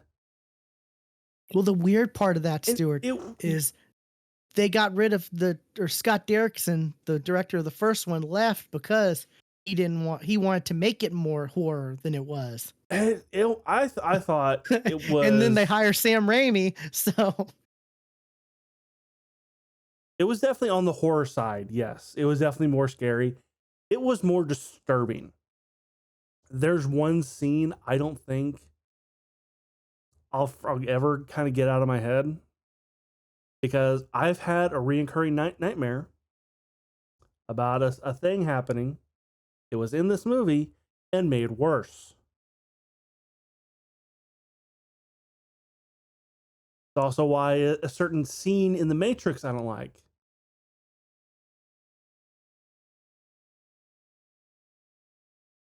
I'm seeing Will's wheels turning. It involves Black Bolt. Oh, okay. Okay. Yeah. That was the most disturbing thing I saw in the whole movie. That's the reason why you bring Black Bolt to the movie, though, is to do that. Because no one's gonna be upset because it's Black Bolt. Well, then you also kill off Captain Carter. Yeah, that was sad. By cutting her in fucking half. Like there's rumors that there's an R version of this movie, and I believe it. Believe it. Like, I believe it. Yeah. I'm surprised just the amount of gore that was in this movie already. I thought you were going to talk about when she goes through the portal and is like all messed up. Like they trap her in like the mirror dimension or what? Maybe that's the mirror. I don't know. It seemed like, but like and then she realizes she can get out, and then she gets out and she's all like deformed, like ring girl, and ends up like, fixing herself and cracking her body and all that. I thought that maybe that's where you might. No, I mean, I have literally had the nightmare before of not having a mouth. I've had it multiple times. So like that scene right there, and like the horror, like just the scream that Black Bolt does, and just pop out of the back of his head because it's Black Bolt. It was horrifying. That was straight up horrifying to me. Yeah. So like, I don't know. That was horrifying, and it was weird, but it's also like, really, like, shouldn't Black Bolt kill himself on accident if that's the case? Like, like if he's like turned over sleeping and he coughs or something like that, like no, because then he's got there is an exit out of his mouth. I guess, I don't know. Like, it feels like there should be some injury to him though, like, because not all the powers. Yeah, I don't know, it was kind of weird. She closed up the opening on where it could go. The only place it could go was his brain. Yeah, it was definitely horrifying though. Like, and you knew it was coming. Like, as soon as they like said, "Oh, with the the word from his mouth," and then the camera looks at her, you knew what was gonna happen. At least I knew. Like, not that particularly. I know she was going to do something to him, but not that. Yeah, I just the way they worded it though, like that's what hit my brain was like, what? And then she says, "What mouth?" And I'm like, "Oh, what mouth?" Shit. Then I knew exactly what happened. Yeah. Yeah, it was like, but yeah, and it just, he looked so bad, like, and apparently they CGI'd the mask or the helmet on him, so that's why it looked bad. Why? I don't know why they do that. Why? Why do you have to CGI everything? Why can't like that? That could easily just been he was wearing it. Like, it just didn't need to be CGI'd. I was not expecting Reed Richards, because I kept seeing things on, this is why Reed Richards is not going to be in the movie. And it looks just like the Photoshop that came out years ago. Yeah. Which is crazy. Like, it looks just like the Photoshop. Although there was more Patrick Stewart in this than I expected. And he also went out in kind of a horrifying way. Oh, definitely. I'm shocked with, like, but let's applaud that we got the yellow hover chair. And we got the theme. Yeah. I definitely, when I heard that theme, I was just like, oh my God. And then I looked at the credits and it said 97 themes. So I guess, like, yeah, they're going to stick with that with the animated show that continues.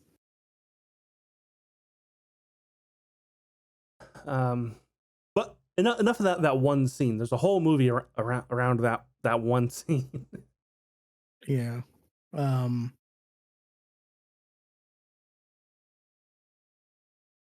I didn't expect her to be the villain for the entire movie. Neither did I. Like I knew it was a possibility because like as soon as like Multiverse of Madness, everyone was like, Wanda's the villain.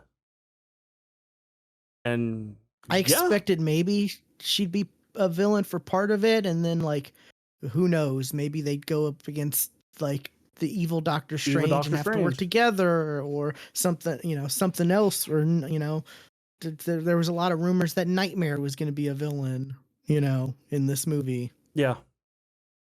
Stuff like that. Like who knows where, but yeah, I thought she would, but no, she was the villain the entire time until she wasn't. Yes. And they didn't defeat her. No. She didn't get defeated. She gave up. Like, yeah. I'm like, I'll say, like, she killed all those people to kind of give up like that. It was kind of like it made sense, but at the same time, it's like, that's kind of bullshit though. Yeah. I mean, like, it's also like you said, makes sense because her children, like her seeing her children scared of her was, the thing that made her realize this is wrong. I knew that was going to be the thing that would do it. When Doctor Strange said, "Well, what about their mother now?" I knew that was going to come up, of them being scared of her. But yeah, it's just also there's no way she's dead. Like, oh no, there's no way. Rule 1 of movie making: if you don't see a character die, they're not dead. Well, and did you saw the red smoke was there? That's what saved her. Oh, I kind of saw that as for people thinking that she died was a rock falling on her and going poof. No, she's not dead. There's no way. No, she's not dead. No way in hell. I half expected Vision to show up. That was surprising, yeah. But he didn't at all. Because he's out there. Vision is out there. And I'm not talking about even a multiverse. I'm not talking about in the multiverse. I'm talking about in that world. Vision is out there. I have seen some people like they're trying to be clever and be like, oh, in all the 14 million timelines he saw, he didn't see a one where blah blah blah they defeated Thanos, and it's like, well, also you have to. Then they're comparing it to like the one with the Illuminati, and it's like, well, those characters are different than the one in his universe, so also, that makes also everything.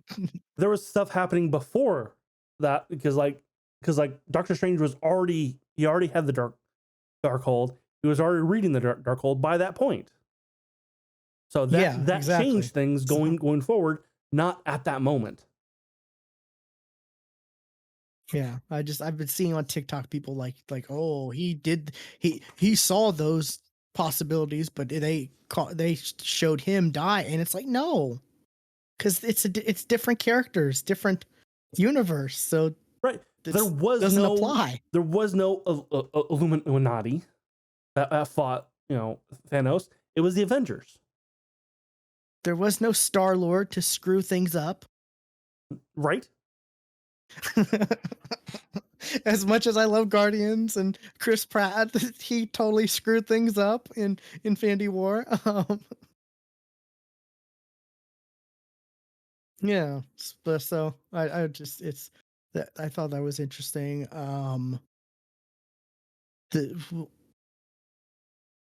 Why is Wong still Sorcerer Supreme? He proved he was terrible in this movie. Like the Darkhold, the copy of the Darkhold was destroyed, and I don't know. I let you kill all these other people, but these 4 people, I know I'm gonna tell you and give you all the secrets. And then later he he's like, no, you have to take the powers from her that'll kill the little girl, and that's the whole reason for like, no, you clearly proved you're not Sorcerer Supreme material, Wong. As much as I love Wong, like, Wong is Sorcerer Supreme as far as running the school and yeah, but I mean, like, managing people, while Doctor Strange is actually the form, like Sorcerer Supreme in the form of magic itself. I did hear a reason that kind of, I'm like, that's interesting, of why he's Sorcerer Supreme. He doesn't want to China. get China. That makes sense, doesn't it? It does indeed. Yeah. That makes a lot of sense, actually. Cause uh, hear me out. Wong clearly messed up a lot, and he did a lot of bad stuff. You know, like he did this stuff that the other at the very beginning, Doctor Strange did of I'm trying to take America Chavez's powers and all this and that. Where our Doctor Strange is like, no, there's another way. I'm not gonna whatever. Like this should have been this should have been like the moment where he proves he really does belong or deserve to be Sorcerer Supreme, and that's where Wong, realizes, oh yes, you should be Sorcerer, and all like the character growth was there, like it made sense like for that to happen, but like yeah. It makes China happy to have Wong as Sorcerer Supreme, I guess. I don't know. Like but like at the same time though, like, Wong knew about like the Book of Exalted Goodness. I don't know what the name of it is. The Book of Vishanti. I'll stick with the Exalted Goodness. Well, it's a real thing in the comics. Mine's a D&D book. Oh, okay. It's an item in D&D. Wong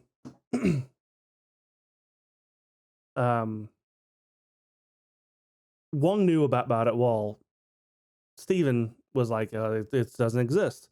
Oh no, it exists. It's in the book you get when you become Sorcerer Supreme. So like, Wong read the book. Doctor Strange did not. Yeah.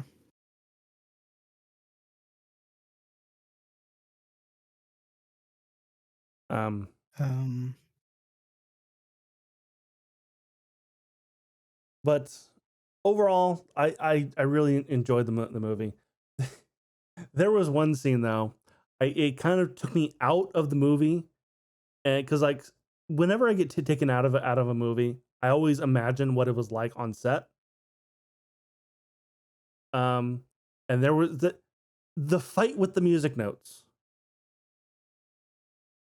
That was a scene that I'm like, okay, that had to look funny on set, because all it is Benedict Cumberbatch on set just waving his arms. That's all that scene is. Apparently, there's the Eminem music video where it's like kind of the same thing, where it's like him versus like a younger version of himself, and they're like instead of music notes, it's like lyric verses or what. I saw something like on TikTok. Someone was saying that they put that up, and I'm like, oh, that's interesting. Okay, but that was kind of cool. Like it was a little bit gimmicky, but I thought that was silly. I like that the evil ones was like the it was like evil like music, like, yeah. It's like evil music, but like Phantom of the Opera. I watched the first one before seeing this again, and they do touch on like he is big into music, like he is a music person. Yes. Doctor Strange is. Yes, because like picking music, to do surgery to, which is a real thing, but by the way. Yeah, and like they try to stump him, like, yes, yeah, like, music trivia, right? Exactly. Yeah, so like it makes kind of sense, and it is kind of a neat little homage, but it's goofy, but like it's Sam Raimi. So that's what you get. You get that goofiness along with Sure. horror stuff, along with Bruce Along Campbell. with Bruce Campbell, yeah. Punching himself. Uh, Stop punching yourself. Stop punching yourself. Pizza Papa always gets paid. I love that. Uh, I loved how she was like, yeah, most universes money's not required. Oh, I guess this is one of those. Like where it is. Where I'm like, oh yeah, that's kind of a yeah, that's kind of a commentary on like, yeah, maybe food shouldn't cost money since it's needed to live. Like, Also, this is the second time that the MCU has been called 616. When it's not. It's not well, six no, it's not it's 616. it's the was it 838? Is that the Illuminati's one? That sounds right. I'm not sure.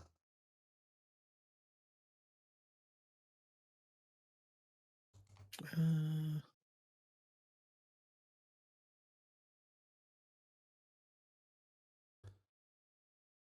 Um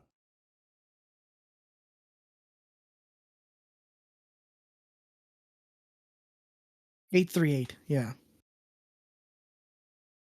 So that's what they call that, or that's what they call the MCU's is 616. That's not necessarily what it is, right, but though. it's also the second time it's been done. But it was also done by Jake Gyllenhaal, Mysterio, who was BSing everybody. I know. It's still the So second time it's done. I did have a issue with that, and when that happened, I thought of you immediately because I was like, yeah, Stuart's not gonna like this. No, Neither do I I. didn't. But like, And I because immediately it's turned to my sister. I'm like, that's wrong. It's like Earth like exactly 1999999. yeah, and I like it not being 616 because that means like not everything has to be 100% comic accurate, and you know you can have some liberties with, and it explains why things aren't 100% comic accurate because it's part of the multiverse. That's part of the comics, like Yeah. Yeah. That makes because sense. typically with But these adaptations, people get upset when things aren't 100% perfect. But if it's part of a multiverse with, then and it's not an what adaptation. It's just a why would you call yourself Universe 838 and not like Universe 1? Because true. you would I don't call know. yourself Maybe. Universe 1. Because going back to watching the DC animated movies, in Justice Society, that's brought up. Like, oh no, yeah, we're Universe 1. Like, we're Earth 1. I don't know. Maybe they're able to map out universes, and that's the position of whatever. What I don't know. Who knows? It's dumb. Yeah. Like, why would that was something I'm like, you wouldn't. You would call yourself, we're Universe 1 because we're the true universe. Because people would get mad because Universe 1 is probably already some other universe in Marvel that's been established. Like, Universe 1 is every universe to people in that universe. yeah. That's what I'm saying. I mean, but really and truly, you wouldn't even like number the universes, really and truly. You would just be like, this is our universe. Like, it's more for the comic reader, right? That the universes are numbered. Kind of, yeah. Yeah. So it's kind of breaking the fourth wall in order actually numbering them. But yeah, I get what you're saying. Yeah, you think yours was the prime universe, the main universe. Yeah. I did see there was one of the comic book YouTubers I watch. Well, it's not. Well, it's one I watch. It's someone who's part of a channel that I watch. I guess he's LGBTQ, whatever. And he got on this rant about how American Chavez, all they did was have her wear a pin, and her moms are the ones who are lesbians and blah blah blah when she's supposed to be in the. And I'm like, and I'm here thinking It was never brought up. there was nowhere for it to be brought up. Yeah, like it did you want her to have a love interest out of nowhere? Like, it wouldn't have made sense. yeah, that's what I'm thinking. And the dude was getting heated over it, and I'm just like, and even the main guy that's his channel. He's like, where would they have brought it up? Like, I don't know. Like, I just feel it's ridiculous that, like, I guess people are just upset about, like, No, it just seems honestly, ridiculous. Like, it made like, oh, your mom's okay, yeah, okay, I'll go with that. Yep. And then she's wearing a pin. I did notice the pin, but that was it, and that was all I needed. Yeah, like there was nothing forced. It didn't feel forced, but he's just like, No. oh, it's Disney. Disney can't have blah blah. They can't. And I'm just Obviously like, they it didn't can come because up. it was there. Yeah, I'm just like, it just feels ridiculous how some people are just like so upset because, like that's their default is like, oh, representation's not like, no, it was. No, yeah, and it was it was represented organically the exact same way it would be if it was a straight parents. Yeah, It and was she represented the didn't. I mean, exact same way. like, she didn't have a love. There was no love interest for her to. Like, what did you want her to be like? Hey, my name's America Chavez and I'm gay, or like, what? No, that would like, I don't know. It just really stuck out to me that, like, She makes it past it. Her name just left my mind. Uh,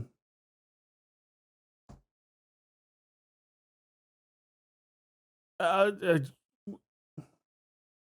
who? as I was about to say it, Doctor Strange's Oh, Christine Palmer, Rachel McAdams. Like, yeah, she make it pass it at Christine. No, too old. yeah. Like, it just, I don't know. I just like it. Just, and it's a younger person too. Like a younger, so like, it's just, I don't know. I feel like the younger generation, they're just like too quick to like jump on Absolutely. like it, and that's just the prime example there, like they were just heated about it, and I'm just like, there was like, you'd be complaining if they did force something like, No, oh, they're pandering to the like LGBTQ. Like, just from that argument, they wouldn't, and they absolutely loved like Sense8, where it was like forced down your throat, and it was orgies, the entire time. yeah, it just like, I don't know. I just had to bring that up just to like, am I wrong to think that, like, No, they did good representation for what the character had, like, in the yes, movie? Like, yes, yeah. So I didn't notice the pin. I didn't, but I did I mean, notice the pen. like, I don't notice stuff like that, like, and it's not just that it was an LGBT thing. It's just like, it could have been something other pin that could have been like a comic book reference, to this, to her first appearance in this, whatever, and I wouldn't have noticed it, No, just like, yeah, just so many things were going on, and I was focusing on a lot more than just like a pin she was wearing. Like, I was trying to find other Easter eggs and stuff, So, but I thought she was good though. Like, yeah. the actor who played her was really good. I thought she did a good job for what she had, and the portals being perfect stars felt a little weird, especially since like she couldn't control it at first. Like, No, I feel like that was her power because her punches were also perfect stars too. yeah. We didn't see as many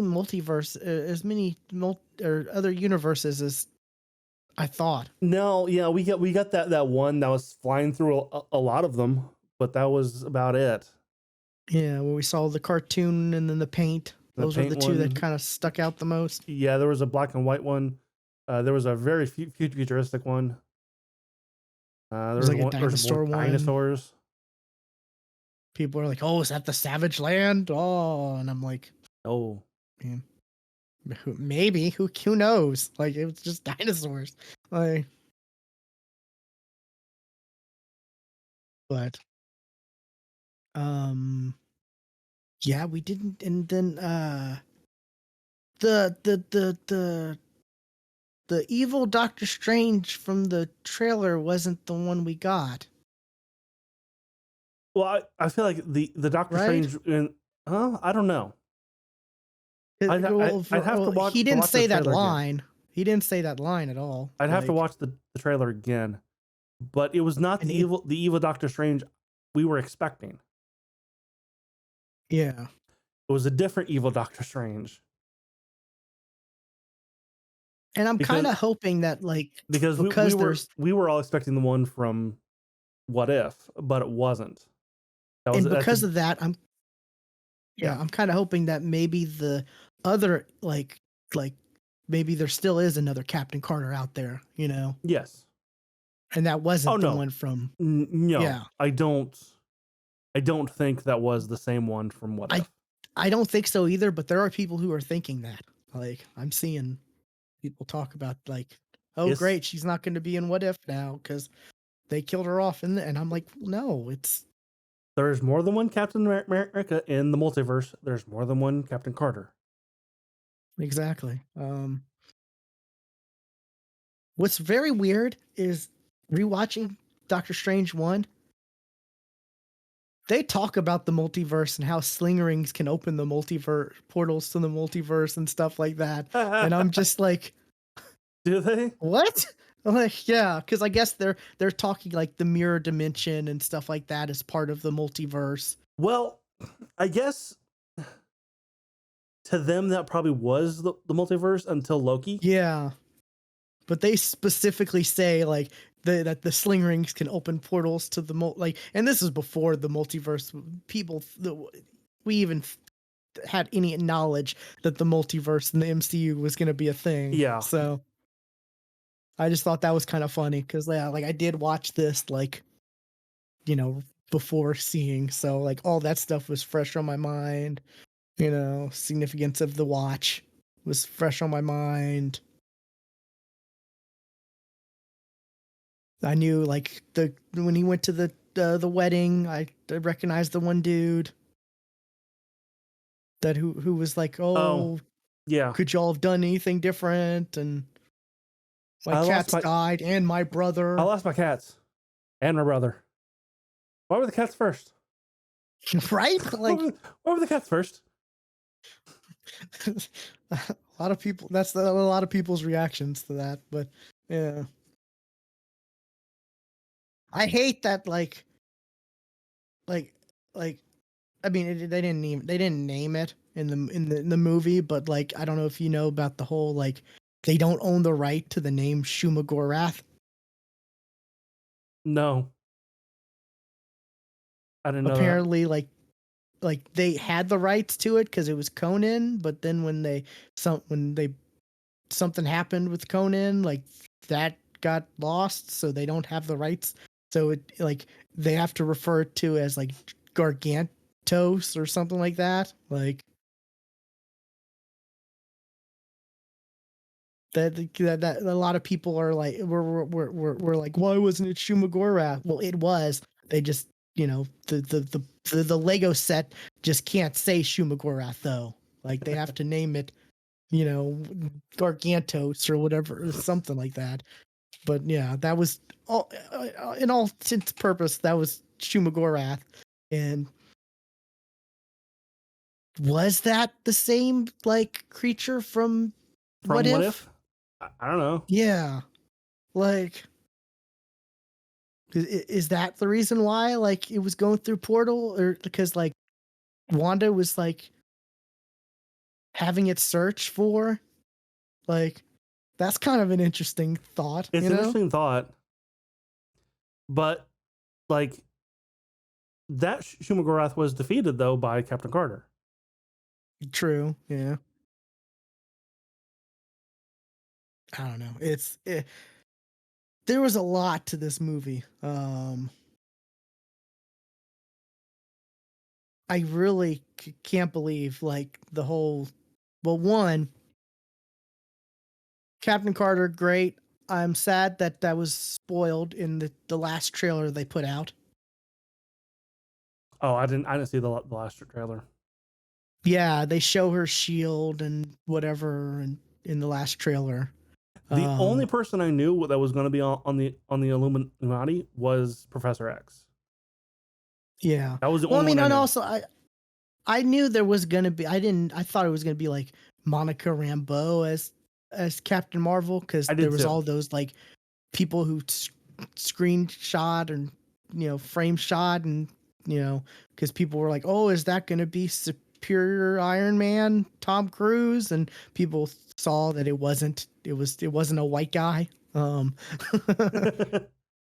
So that I'm kind of upset there. Like I would have loved I would have loved them to, not Tom Cruise necessarily, but just have another universe Tony Stark, Yeah. I feel like they were afraid to, though.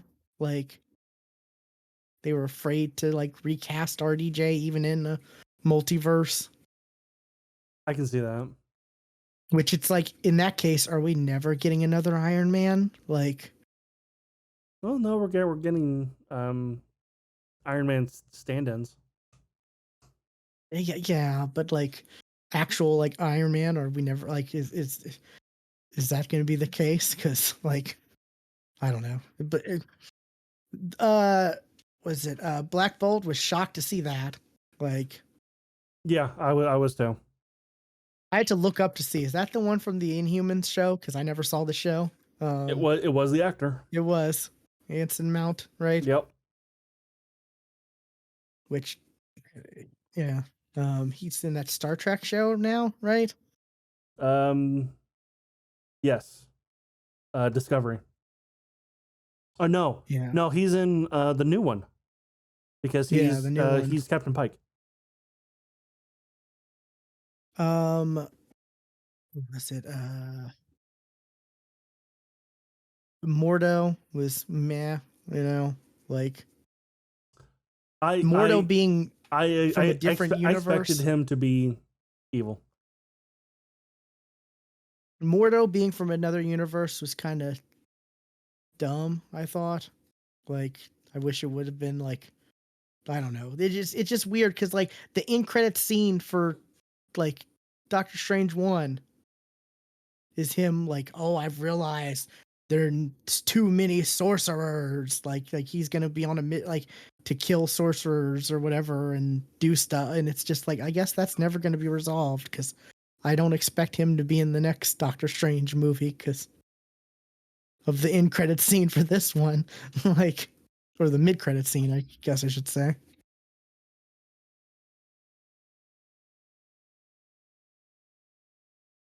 Oh, okay. Do you know who that was? Oh yeah, and I I have no looked clue who in the that was. credits to make sure like is that who I think it is? Yeah, it's Clea, his once and future wife, Oh, niece of Dormammu. I have. She's from the dark dimension. She's big in Doctor Strange like lore. Yeah, I don't know much about Doctor Strange, so that's why I have no idea who that is. yeah. The fact that they got Charlize Theron, like, which I googled, like it's she said like there was an interview where she was like, I go by Theron because most people can't It's actually pronounced Throne or Thrawn. Throne, Yeah. Throne. Like, yeah. It's So, however you say it. yeah, that's funny. But that was a shock. Like that was kept secret. Yeah, I was like, well, okay. I wasn't expecting to see her, and I have no idea who she She's a is. big name. Like, Yeah. yeah. So that was kind of crazy, and I'm excited for that. Like having her in the MCU. Yes. Like, the whole John Krasinski Mr. Fantastic is interesting. Because I mean, it's also interesting because I don't know if you've heard or not, but the director of the Spider-Man trilogy, the most recent, the Home trilogy, Mm-hmm. he recently stepped away from because he was tied to direct Fantastic Four, and he recently stepped away right before the reveal of John Krasinski as Mr. Fantastic. Interesting. And John Krasinski is known for directing things. Oh, you're thinking Yeah. you think John Krasinski's gonna direct it? He might direct it as well as star in it. Yeah. Maybe. It's weird timing. That's all I can say. Like, Well, the timing is just very odd. John's that was announced before, well before for him though. What? That he was the Mr. Fantastic. No, that's never been announced. I swore it That's was. always been a fan casting. It's always been a fan casting, Has it all? Stuart. Yeah. I thought He's that actually was going to be like I he's thought actually he was the only one denied that was it. cast. No, he's actually denied it. Like,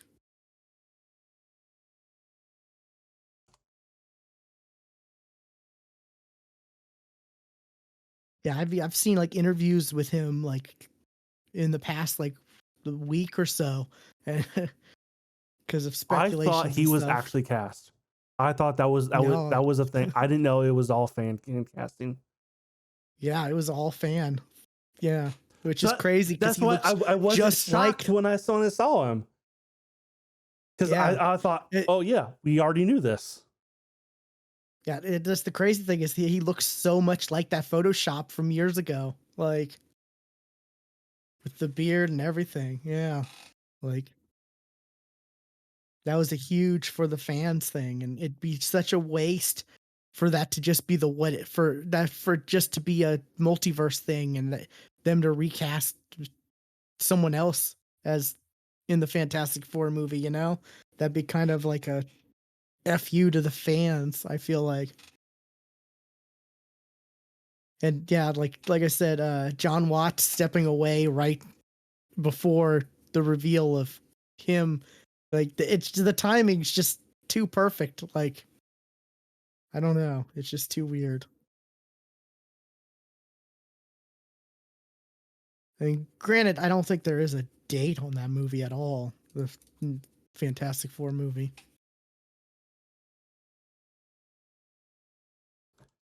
Well, it's not phase four though. I think it's phase 5, isn't it?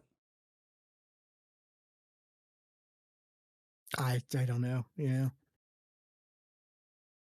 it's interesting because like Kevin Feige apparently they're going on a like retreat to discuss the next 10 years of the MCU. That's a thing that's happening right now. Like, Sure.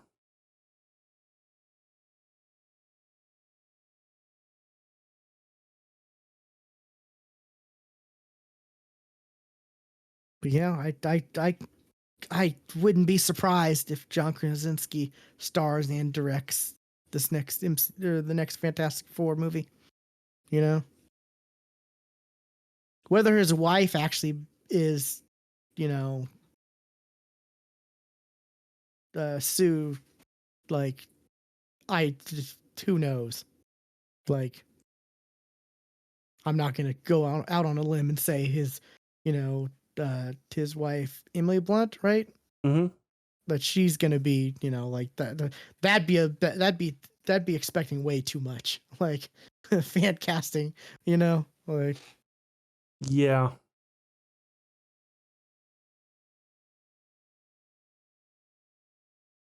But yeah, that's just it's yeah. It was always just the fan casting, like Stewart. It was crazy because I like thought it was. That's why I wasn't shocked because I thought we already knew. yeah, no, it's like I said, I was seeing like interviews of him talking about something else, and people were asking him, and he's like, "No, I enjoy the Marvel movies, and I, you know, I'd be great." And you know, they even asked like, "Would you direct one?" And he said he would love to. And so that's another reason I think like I could see him stepping in the role of directing.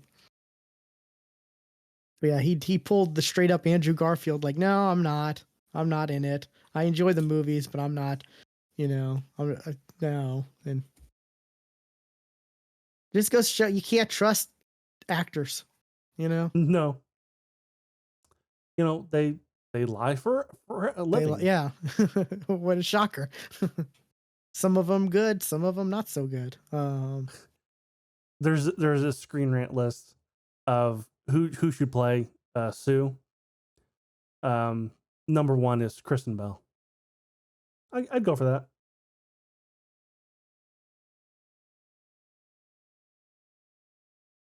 Maybe.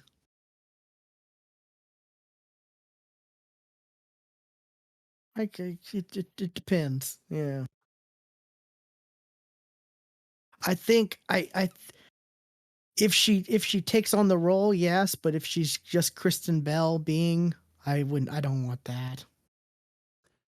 Can You she know. do anything other than that though? I mean, don't get me wrong, I like Kristen Bell, but like I want to see someone actually be Sue Storm, you know, and not just like, oh, it's Kristen Bell being Kristen Bell as yeah. Can't be worse than what's her name from Fan Four Stick. Oh my god. Still have yet to say it. It's just I forget her name. Something Mara or something. I don't know. She was in that Hulu movie or show about like have you seen that?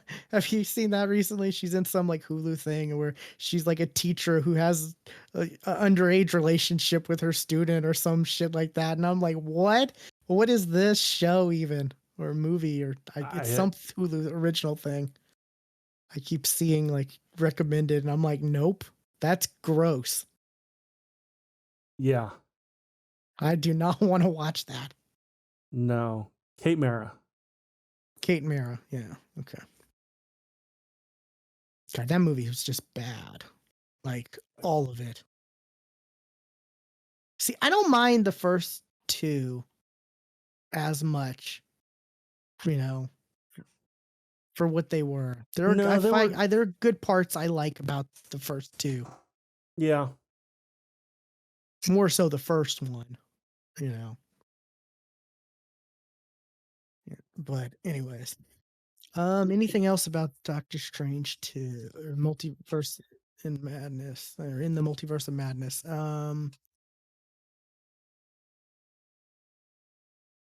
Uh, it was shocking that it opened up with Doc, yeah, different Doctor Strange, and then he ends up getting killed. Uh, no. It was that's. I mean, And then that ends up it was more being that used later on. I was not expecting. I was not expecting the zombie Doctor Strange. But in order to dreamwalk, you have to have another version of yourself. Doesn't have to be alive. Oh my god, that was so. Oh, that was such a Sam Raimi How thing. else are we Like, gonna get zombies? And right? Well, I mean, she was acting like one when she was chasing them. Like, kinda. yeah, like it would. this movie had so much creep horror vibes. Like, Right, and also like I could the totally, blood that was just going down her face. I'm like, that's just horrifying. I could totally see. Like I said, there's rumors there was an R version of this. I could totally see that. Like, Absolutely, yes, there's definitely a Sam Raimi cut of this movie, yes. and I would want to see that. But I feel we're never going to see that. We're No, we're never going to not. see that No, we're because not. it's Disney. Right. Like, yeah. Trying to think. Oh, the whole stuff about Spider-Man was funny. Did you shoot one out of the butt? No. Actually, I don't know. I don't think. Yeah. That's crazy. That's fun to see. Like, there's no spider. There's not necessarily coming from Spider-Man No Way Home, where there's multiple Spider-Mans and there's Spider-Mans in other Yeah. multiverses. To Honestly, know that she's there are been to some without a Spider-Man. 72 multiverse and she's never come across a Spider-Man. Yeah, I I find found that that pretty funny. like, after reading Spider-Verse, like, they're all over the fucking place. Yeah. Oh, oh, this goes with the mid-credit scene, but it was also mentioned throughout the movie a few times. You think they're gonna build up to Secret Wars, like the Doctor Doom planet Secret Wars, The not the Secret War, 1984, I don't know what the Secret Wars is going to be. because they said incursions, like they brought up incursions They did. a few times, and that was the mid credit. Hey, you caused an incursion. Come help. You're hot. Okay, I'm it. Third eye open up. Like, Well, I mean, also like when they said it in incursions, I immediately thought of Battle World and that whole thing, because like that was all incursions left and right. yeah, that's the Secret Wars I'm talking about. Is the Battle World Secret Wars, not the 1984 one. Oh yeah, I thought you were talking about the 1984 one. No, no, that'd be cool if they did that too. But like, no. But then they have to bring the Beyonder in somehow, and Yeah. Uh, but yeah, the Battle World. Like, do you think that's something that's gonna be let up? Like they wrapped up Thanos destroying half the universe. Well, what's let's ramp it up to the whole multiverse being destroyed. Like,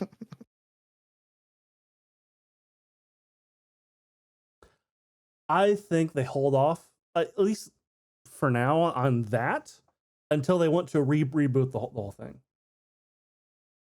oh yeah, I don't think like we're gonna get a movie in 4 years, but I mean, you think that's gonna be the thing they lead up to, like how like in game was Infinity War in game was led up for like 10 years, Maybe.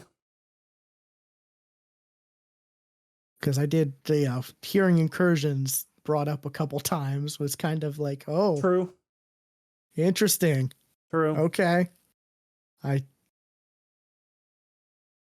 thought we'd have a few other things before we got to incursions, but like, maybe Annihilus, or we still have Kang. Yeah. But yeah. And that's next year, isn't it? Yeah. That's next year. Yeah, that got pushed up. Yeah, that got swapped with what's it with the Captain Marvel movie? The Marvels, I think. So Ant-Man and the Wasp, Quantumanium, that's going to be sooner now. Okay.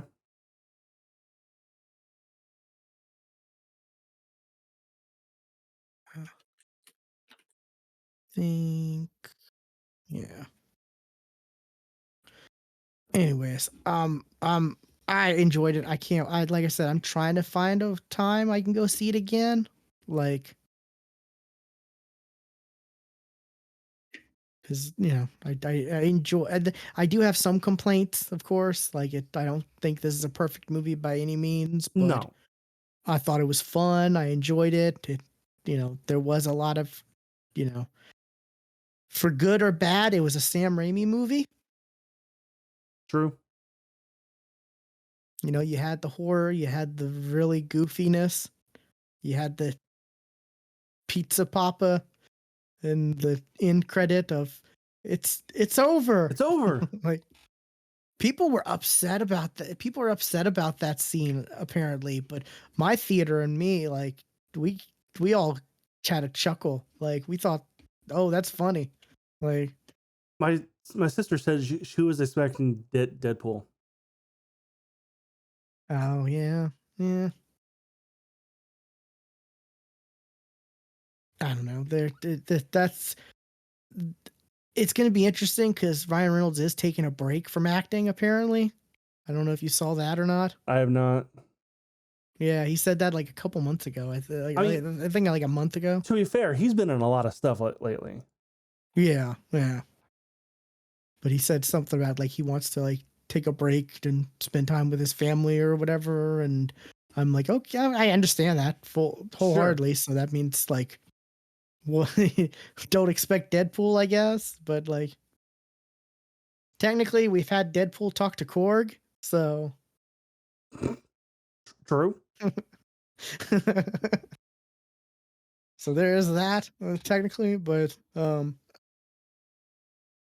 yeah, I don't know. I wish the end credit scene was maybe another like teaser of something more grandiose. Yes, but I'm okay with it being lighthearted and goofy. Like, I just had a thought for Deadpool 3 whenever it happens. yeah, Deadpool, Ladypool, Headpool, Dogpool. Let's get all the pools in there. So we just had a multiverse movie. Gwynpool. I'm not a huge fan of Gwenpool. Gwynpool, I think, might be a bit much for the moviegoers. Like, Yeah, there'd be I don't think they'd understand Gwenpool. Like, wait, yeah, she's from our universe. Wait, how does that work?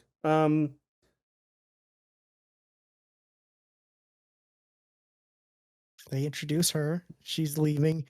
She just got done watching Deadpool 3 and Oh then no, she yeah, gets trans that's exactly how that would go. I know how everything's going to happen. That's And no exactly one how that would listens to go. her. Yeah. Yeah, maybe. I don't know. I feel like I I don't know what they're going to do. Like that makes sense, but like Disney owns Deadpool now, so who knows what's going to. I mean, we were promised that Deadpool 3 will still be rated R. We were promised that, yeah, but like who knows if that's still the case or not. Like there is a What's different head of Disney since then. So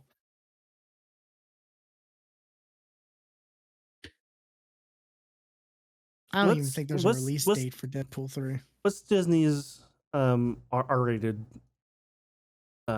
studio? Oh, I have no idea.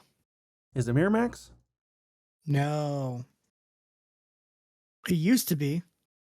I don't think Touchdown. Miramax is. It's Yeah. Touchdown. I mean, they do have they did change Disney Plus up to where like they have more mature stuff now. So who knows? But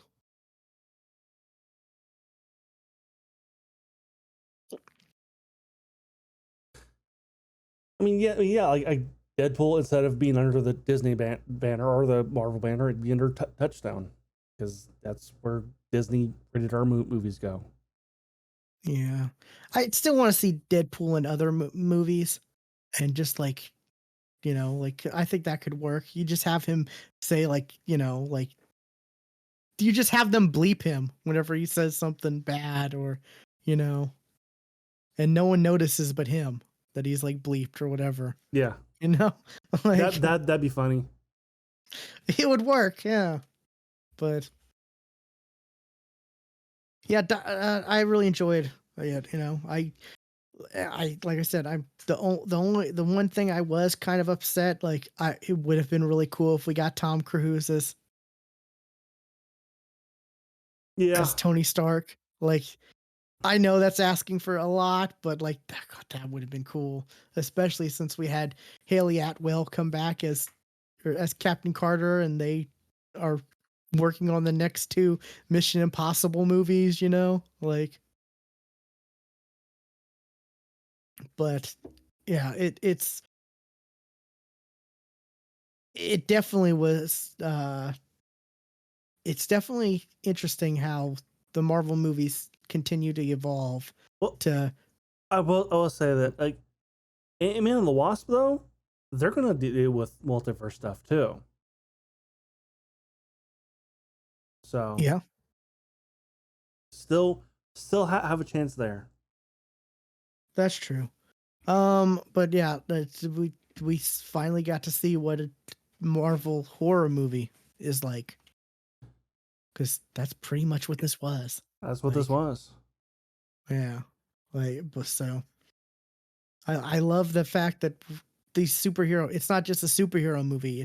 They're branching out into. We've talked about this before. Branching out into other genres. You got the spy superhero movie or spy comic book movie. You've got now we have horror. You got comedy with like Ant-Man. You've got like heist movie with Endgame. Which I'll also say this: we could do without the third eye. That's creepy. Yeah, but like that's the whole point. Oh, also all the dark holds and all the multiverse are destroyed. Really, like that was a little like. Does that include the one in Agents of Shield universe? Yeah. Well, see, a lot of people say Agents of Shield isn't in the main because of the Darkhold, but there are multiple copies of the Darkhold in like in the Marvel comics. I think it's even been stated that it's in a different universe. But it's not because of the Darkhold. No, but that was why people, that was one of the reasons why people were screaming, and then it came out and said like, no, it is in a different universe. Because I was listening to a Spider-Man like audiobook, and they were talking about like the Darkhold and how like there's multiple copies of it, and it always seems to pop up, even if one gets destroyed, another somehow pops up because it wants to be whatever. And I'm just like, really, the Darkhold and Spider-Man? Like, okay, this is weird. But yeah, yeah, I'd highly recommend people check out this though if they haven't already. But hopefully you have, because we spoiled it. So yes. But with that, I guess we will wrap it up, and we will catch you next time. And remember, no animals were harmed making this podcast.